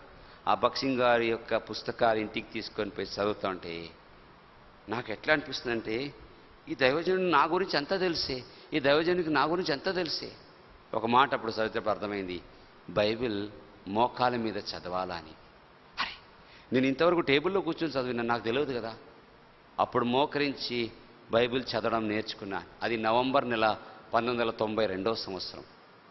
మోకరించి బైబిల్ చదువుతూ ఉంటే బైబిల్ నాతో మాట్లాడుతూ ఉంది. బైబిల్ నాతో అంతవరకు నావెల్, ఆ రోజు నుంచి జీవవాక్కు, లివింగ్ వర్డ్ అయిపోయిందనమాట. సజీవమైన మాటలైపోయింది. మోకరించి చదువుతా ఉంటే బైబిల్ నాతో మాట్లాడుతుంది, బైబిల్ నాతో మాట్లాడుతుంది, బైబిల్ నాతో మాట్లాడుతుంది. అక్కడి నుండి ఆత్మీయంగా ఎదగడం ఆరంభించిన. ప్రభు సహవాసములో, పరిశుద్ధుల సహవాసములో బలపరచబడుతూ వచ్చిన దైవ సేవకుడు కూడా అక్కడ, ఆయన కూడా ఒక హిందూ బ్రాహ్మణ కుటుంబం నుంచి వచ్చిన ఆయన కూడా నన్ను బాగా గ్రహించినాడు, బాగా అర్థం చేసుకున్నాడు. వాళ్ళకు పిల్లలు లేరని నన్ను వాళ్ళ కొడుకుగా వాళ్ళు పెంచుకుంటూ వచ్చినారు, నన్ను పెంచినారు. 1993వ సంవత్సరం మే నెల 31వ తారీఖు హెబ్రోన్లో యూత్ క్యాంప్లో బాప్తిసంలో సాక్ష్యం ఇచ్చినాను. అప్పటి నుంచి కూడా ప్రభు సేవకు పిలుస్తూ వచ్చినాడు. 1994లో మరలా ప్రభు సేవకు పిలుస్తూ వచ్చినాడు. యూత్ క్యాంప్ సమయంలో నన్ను ప్రేమించుచున్నావా అనే మాటతో, నీ ప్రాణమును ప్రేమిస్తే నువ్వు పోగొట్టుకుంటావు. లూకా 12:24 ద్వారా ప్రభు స్పష్టంగా మాట్లాడుతూ వచ్చినాడు. నువ్వు ప్రాణం పోగొట్టుకుంటావు, నన్ను ప్రేమిస్తావా? సరే ప్రభు, సేవ చేస్తానని సేవకునితో చెప్పినాను. అంకుల్తో చెప్తే ఆయన అన్నాడు, పోవడానికి వీల్లేదు, ముందు చదువు ముగిచ్చు, ఆ తర్వాత సేవకి వెళ్ళమన్నా. కాలేజ్ జాయిన్ అయిపోయినప్పటికీ కాలేజ్ కంటిన్యూ చేయమన్నాడు. కాలేజ్ కంటిన్యూ చేసి ముందు దేవుని మహిమపరచు, ఆ తర్వాత దేవుడు సేవ కొరకు నిన్ను నడిపిస్తాడు. ఉద్రేకంతో సేవకు పోకూడదు, ఆవేశంతో సేవకు పోకూడదు, పిలుపు నిశ్చయం చేసుకోవాలన్నాడు.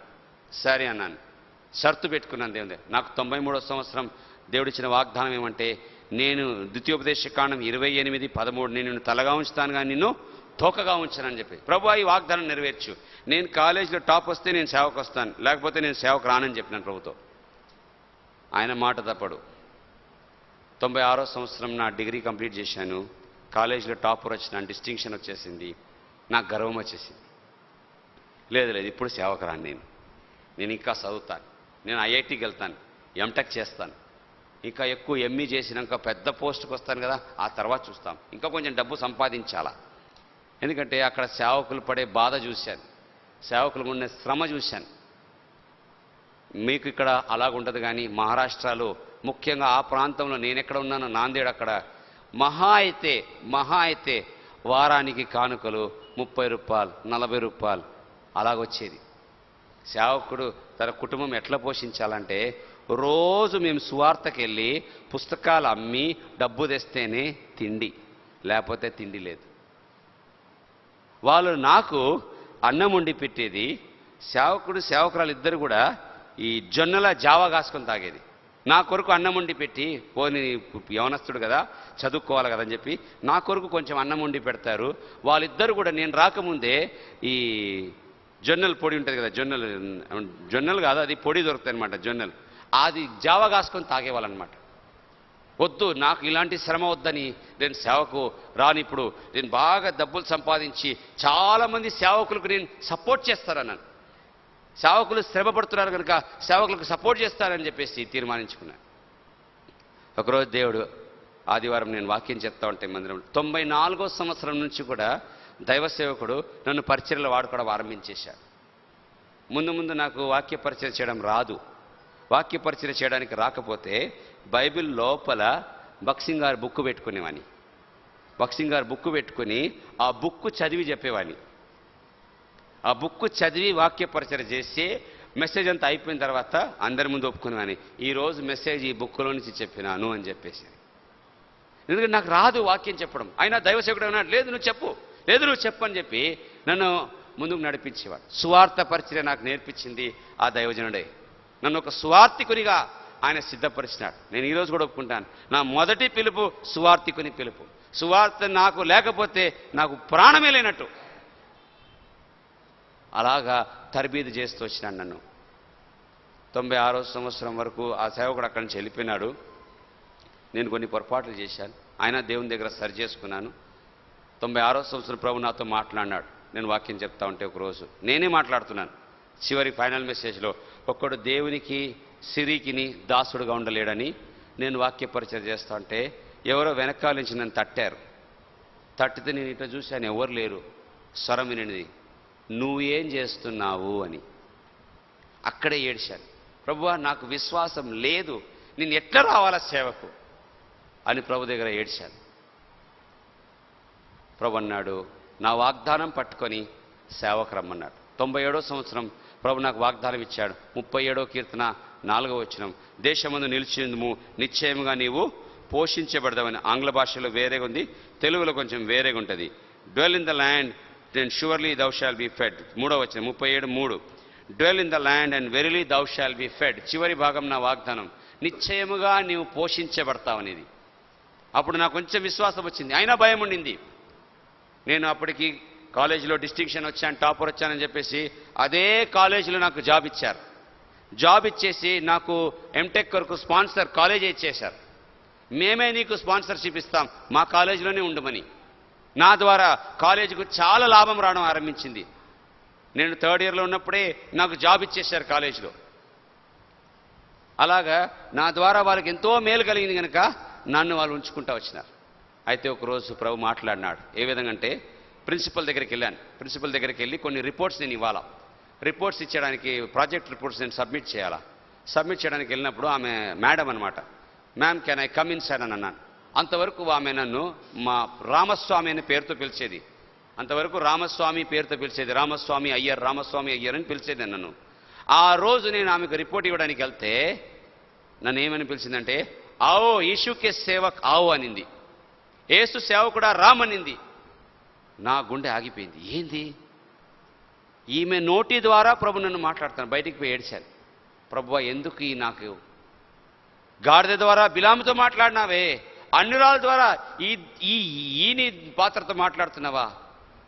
వెంటనే పోయేసి రాజీనామా రాసేసి ఆమె దగ్గర పోయినాను. మేడం, యూ కాల్డ్ మీ యీశుక సేవక్, now let me go and do his service రాసి ఇచ్చినాను. మీరు నన్ను యేసు ప్రభు వారి సేవకుడని పిలిచినందుకు దయచేసి నాకు విడుదల ఇవ్వండి, నేను పోయి దేవుని సేవ చేస్తాను. ఆమె అనేది, పో, నీ దేవుడు నీకు సహాయం చేస్తాడు. 97వ సంవత్సరం జనవరి 1వ తారీఖు నా రాజీనామా ఇచ్చేసాను. ఇచ్చేసి సేవకు వచ్చేసాను. హెబ్రోన్కి వచ్చాను. కోషి గారిని కలిసినాను. ప్రార్థన చేశాడు. 32వ కీర్తన 8వ వచనం వాగ్దానంగా ఇచ్చాడు. తర్వాత వెళ్ళి అగస్టిన్ గారిని కలిశాను. అగస్టిన్ గారు అన్నాడు, దేవుడు నిన్ను పిలిచాడు కానీ మాకు చెప్పలేదు నిన్ను పిలిచినట్టుగా, వెళ్ళిపో, దేవుడు మాకు చెప్పినప్పుడు నిన్ను పిలుస్తామన్నాడు. మళ్ళీ వెళ్ళిపోయినాను నాందేడుకు. ఊరు తిరిగి సేవ చేసేవాడిని. సువార్త ఊర్లు వెళ్ళి సువార్త చేసేదన్నమాట. మరలా ఫిబ్రవరి నెల హెబ్రోన్కి వచ్చినాను. డైనా కాంగ్రెన్ మైకల్ వుడ్స్ వారి మీటింగ్స్ ఉండినాయి. మళ్ళీ వచ్చినాను. మళ్ళీ నెహమ్యా అంకుల్ గారి స్పెషల్ బైబిల్ స్టడీస్ ఉండినాయి, సేవకుల కొరకైన బైబిల్ స్టడీస్, అందులో కూడా పాల్పంచుకున్నాను. తర్వాత మళ్ళీ అగస్టిన్ గారి దగ్గరికి వెళ్ళి, అంకుల్ దేవుడు సేవకు పిలుస్తారంటే సరే ఉండుమన్నాడు. ప్రార్థన చేశారు. 97వ సంవత్సరం ఫిబ్రవరి నెల నుండి హెబ్రోన్లో ఉండి నేర్చుకోవడానికి దేవుడు కృప ఇచ్చాడు. ఇంకొక మాట చెప్పాలంటే, హెబ్రోన్లో బొగ్గుగా పోయినాను. దేవుడు బయట తీసేటప్పుడు వజ్రంగా తీశాడు. నలిపాడు, తోమాడు, ఉతికాడు, రుద్దాడు. ఇంకేమన్నానండి మీరు? మాకు ఒకటే మాట అనేది, మా ట్రైనింగ్లో ఆస్పియానా ఉండేది, ఒకటే మాట అనేది, సేవ అంటే సావు, సేవ అంటే సావు. నువ్వు సావకపోతే సేవ చేయలేవు, నువ్వు సావకపోతే సేవ. అన్ని విషయాల్లో చంపినాడు. ఎంత గర్విష్ఠునిగా ఉంటేనో అంత గర్వం నలగొట్టాడు, అంత గర్వం నలగొట్టాడు. ఎన్ని మ్యాన్ హోల్స్ ఉన్నాయో అన్ని మ్యాన్ హోల్స్లో దించాడు నన్ను. చేయాల్సిందే నువ్వు. నేను అనుకున్నాను నేను ఇంజనీర్ని కదా, నాకు ఆఫీస్ డ్యూటీ ఇస్తాడని. ఏనాడు నాకు ఆఫీస్ డ్యూటీ ఇవ్వలే. కూరగాయల డ్యూటీ, క్లీనింగ్ల డ్యూటీ, టాయిలెట్ల డ్యూటీ, వాటర్ డ్యూటీ, ఈ డ్యూటీ, ఆ డ్యూటీ, ఊడ్సే డ్యూటీ, అన్ని డ్యూటీలు పెట్టారుగా. 98వ సంవత్సరం జనవరి నెల 31వ తారీఖు నన్ను పిలిచారు. పిలిచి అగస్టిన్ గారు, జీటీ అంకుల్ గారు, క్రిస్టఫర్ అంకుల్ గారు పిలిచి, నేను 1 సంవత్సరం పరీక్షించినాము, రేపటి నుంచి నువ్వు బక్సింగ్ గారికి పరిచయం చేయడానికి రావాలన్నారు. నేను అంకుల్ నా వల్ల కాదు, ఈ చేతులతో నేను ఆయనను ముట్టుకోలేను, చాలా పాపాలు చేసిన ఈ చేతులతో, అంత గొప్ప దైవజన్ నేను ముట్టుకోలేను అంకుల్ అన్నాను. అప్పుడు వాళ్ళు అన్నారు, మాకు అలాంటి వాడే కావాలయ్యా, మాకు అలాంటి వాడే కావాలా. We want the unworthy to serve him, we don't want the worthy to serve him.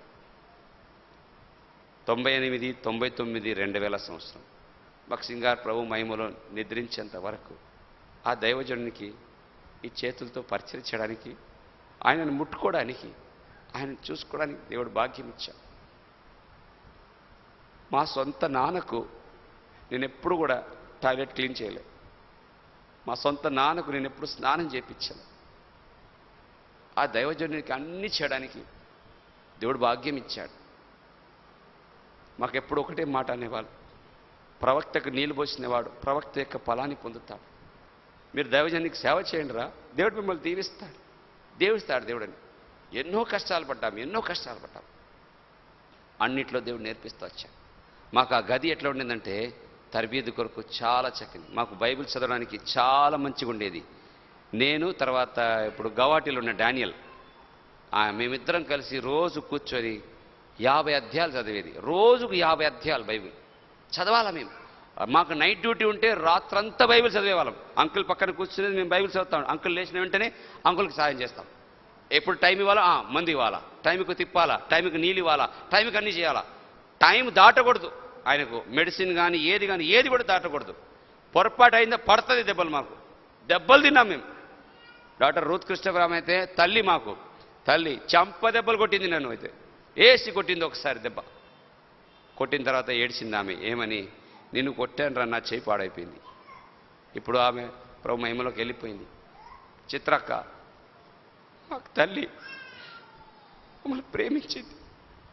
రోజు సాయంత్రం వస్తుంది, రోజు సాయంత్రం మేము డ్యూటీలో ఉన్నప్పుడు వస్తుంది, వచ్చి 100 రూపాయలు చేతిలో పెడుతుంది. పోండ్రా ఏమని తెచ్చుకొని తినండిరా, రోజంతా డ్యూటీ చేస్తారు మీరు. మమ్మల్ని అలాగా ప్రేమించినారు. ఒకరోజు ఆదివారం కానుకేయడానికి నా జోబులో పావుల లేదు, 25 నయా పైసా నా జోబులో లేదు. ఆదివారం మందిరంలో ఉన్నాను, అందరు లైన్కి వెళ్తున్నారు. నేను అనుకున్నాను ఊరికి ఇట్లా పోయి చేయి మోసం చేస్తానని. దేవుడు అన్నాడు, ఏందయ్యా నా ఇంట్లో మోసం చేస్తా ఉంటా. నేను పోను ప్రభు అని చెప్పి అక్కడే నిలబడ్డాను. అందరూ పోయినారు, నేను కదలలే అక్కడి నుంచి. మరుసటి రోజు పొద్దునే నేను డ్యూటీకి వెళ్తా ఉంటే దీనక్క పిలిచింది, బాబు ఇటు రాబా అని చెప్పేసి గమ్మున నా జోబులో 50 రూపాయలు పెట్టింది. వెంటనే పరిగెత్తినాను. ఆఫీస్ రూమ్లో డోర్ వెనకాల కానుక పెట్టి ఉంటుంది. మోకరించి ప్రార్థన చేసి, ప్రభువా నిన్న వేయలేదు, తప్పైంది, కానుక పెట్టలేసి నేర్పించినారు. మనం ప్రేమించినారు, వాళ్ళు మమ్మల్ని తల్లిలాగా ప్రేమించినారు, తండ్రిలాగా ప్రేమించినారు. నాకు అనారోగ్యం వచ్చినప్పుడు జీటీ గారు ఒక మాట అన్నాడు, మీ ఆరోగ్యం కన్నా మాకేం ముఖ్యం కాదురా అనేది, యు ఆర్ అవర్ సన్స్ అన్నాడు, మీరే మా కొడుకులు రా అన్నారు. మా పెళ్లి చేసిన తర్వాత నేను జీటీ గారికి గిఫ్ట్ ఇద్దామని వెళ్ళాను. నేను నా భార్య ఇద్దరు కలిసి జీటీ గారికి గిఫ్ట్ ఇద్దామని వెళ్తే ఏమనంటే, పిల్లలు తండ్రులకు పెట్టకూడదయ్యా, తండ్రులు పిల్లలకు పెట్టాలని చెప్పేసి తిరిగి ఆయన మాకు గిఫ్ట్ ఇచ్చి పంపించాం. ఇంత ప్రేమ రుచించినా మేము మరవలేము. ఆ ప్రేమ హెబ్రోన్లో మేము రుచించిన ప్రేమ మేము మరవలేము. ఆస్పియర్ మమ్మల్ని చాలా క్రమశిక్షణలో పెట్టాడు, కానీ చాలా ప్రేమించాడు నన్ను. నాకు ఒక పేరు పెట్టాడు ఆయన, ఎవర్ రెడీ బ్యాటరీ. ఎక్కడ ఎప్పుడు ఏ వర్తమానం కావాలంటే నన్ను నిలబెట్టేస్తాడు ఆయన. ఎక్కడ ఎప్పుడు ఎమర్జెన్సీలో ఆయనకు మెసెంజర్ కావాలంటే నన్ను నిలబెట్టేస్తాడు. నువ్వు నిలబడరా వచ్చేస్తుంది అంటాడు ఆయన. You just stand Anand, it is okay, that's all. చాలా ప్రేమించినారు మమ్మల్ని, ప్రేమించి తరబీదు చేశారు, క్రమం పెట్టారు, మాకు శ్రమలు పెట్టారు మాకు. కానీ మేమెన్నడూ కూడా బాధపడలేదు. కొన్నిసార్లు నేను ఏడ్చాను, ప్రభువా నేను పారిపోతాను అనుకున్నాను, కానీ దేవుడు పారిపోనీయలే, నన్ను నిలబెట్టాడు అక్కడ. 2002లో నన్ను మంగళూరు పంపించారు. 2003లో మార్చి నెల 3వ తారీఖు మాకు వివాహం జరిపారు. జిట్టి గారు, ఫిలిప్ గారు అందరూ కలిసి. నా భార్య పేరు ఎస్తేర్, కడప ఆమెది. ఆమె కూడా ఎప్పుడు హెబ్రోన్లోనే ఉండింది తరబీదులో. మామూలు దేవుడు దీవించి మంగళూరులో పరిచయం వృద్ధి పొందించాడు. మాకు 2 కుమారులు ఇచ్చాడు దేవుడు. పెద్ద బాబు పేరు హానోకు, చిన్నబాబు పేరు ఇమానియల్. ఆ దినాల్లోనే 2001లో మా అన్న ఒక క్రిస్టియన్ అమ్మాయిని ప్రేమించి ఆమెను పెళ్లి చేసుకున్నాడు. ఆమె కొరకు బాప్తిజం తీసుకున్నాడు. ఆ తర్వాత మా వదిన ఎప్పుడైతే ఫస్ట్ డెలివరీ అయిందో నేను వాళ్ళ ఇంటికి వెళ్ళాను. మా వదిన వాళ్ళ ఇంటికి వెళ్ళాను. మా అన్న వాళ్ళ ఇంటికి వెళ్ళడానికి నాకు అనుమతి లేదు. మా వదిన వాళ్ళ ఇంటికి వెళ్ళాను. వదిన ఇంటికి వెళ్తే ఆయన ఆపలేదు, ఎందుకంటే వాళ్ళందరూ క్రిస్టియన్సే. వాళ్ళు పెద్ద మీటింగ్ పెట్టుకున్నారు. సేవకుడు వచ్చాడు మా ఇంటికి, మీటింగ్ వచ్చాడని చెప్పి నన్ను వాక్యం చెప్పమన్నారు. నేను వాక్యం చెప్తుంటే మా అన్న కూర్చొని విన్నాడు. అదే అన్న ఈరోజు మరణ పడకలో ఉన్నాడు. నా ప్రార్థన ఏమంటే, ప్రభువా రక్షించు ప్రభువా, ఆయనను రక్షించు ప్రభువా అని ప్రభు దగ్గర మొరపెట్టుకుంటున్నాను. అమ్మ నమ్ముతుంది, కానీ యేసు ప్రభు కూడా దేవుడని నమ్ముతుంది. వాటితో పాటే విగ్రహారాధన మానలేదు. అమ్మ రక్షణ కొరకు ప్రార్థన చేయండి. 2 పెద్ద అక్కలు ఉన్నారు, వారి కుటుంబాల రక్షణ కొరకు ప్రార్థన చేయండి. మంగళూరులో మేము ప్రభు సేవ కొరకు, సువార్త కొరకు చాలా శ్రమలు పడ్డాం. సువార్తలో బాగా కొట్టారు మమ్మల్ని, పర్వాలేదనుకున్నాను. అక్కడి నుంచి 2009లో జబల్పూర్కి వేశారు. జబల్పూర్లో కూడా సువార్త చేస్తూ ఉంటే అది ఇంకా కఠినమైన ప్రాంతం. అక్కడ కొట్టినారు, జైలుకి వేసేశారు. జైలుకి వేసేశారు మమ్మల్ని పూర్తిగా. 2 కేసులు నడిచినాయి నా మీద. 2 సంవత్సరాలు 3 సంవత్సరాలు ఆ కేసు నడిచినాయి. జబల్పూర్ నుంచి బాంబేకి ట్రాన్స్ఫర్ చేశారు.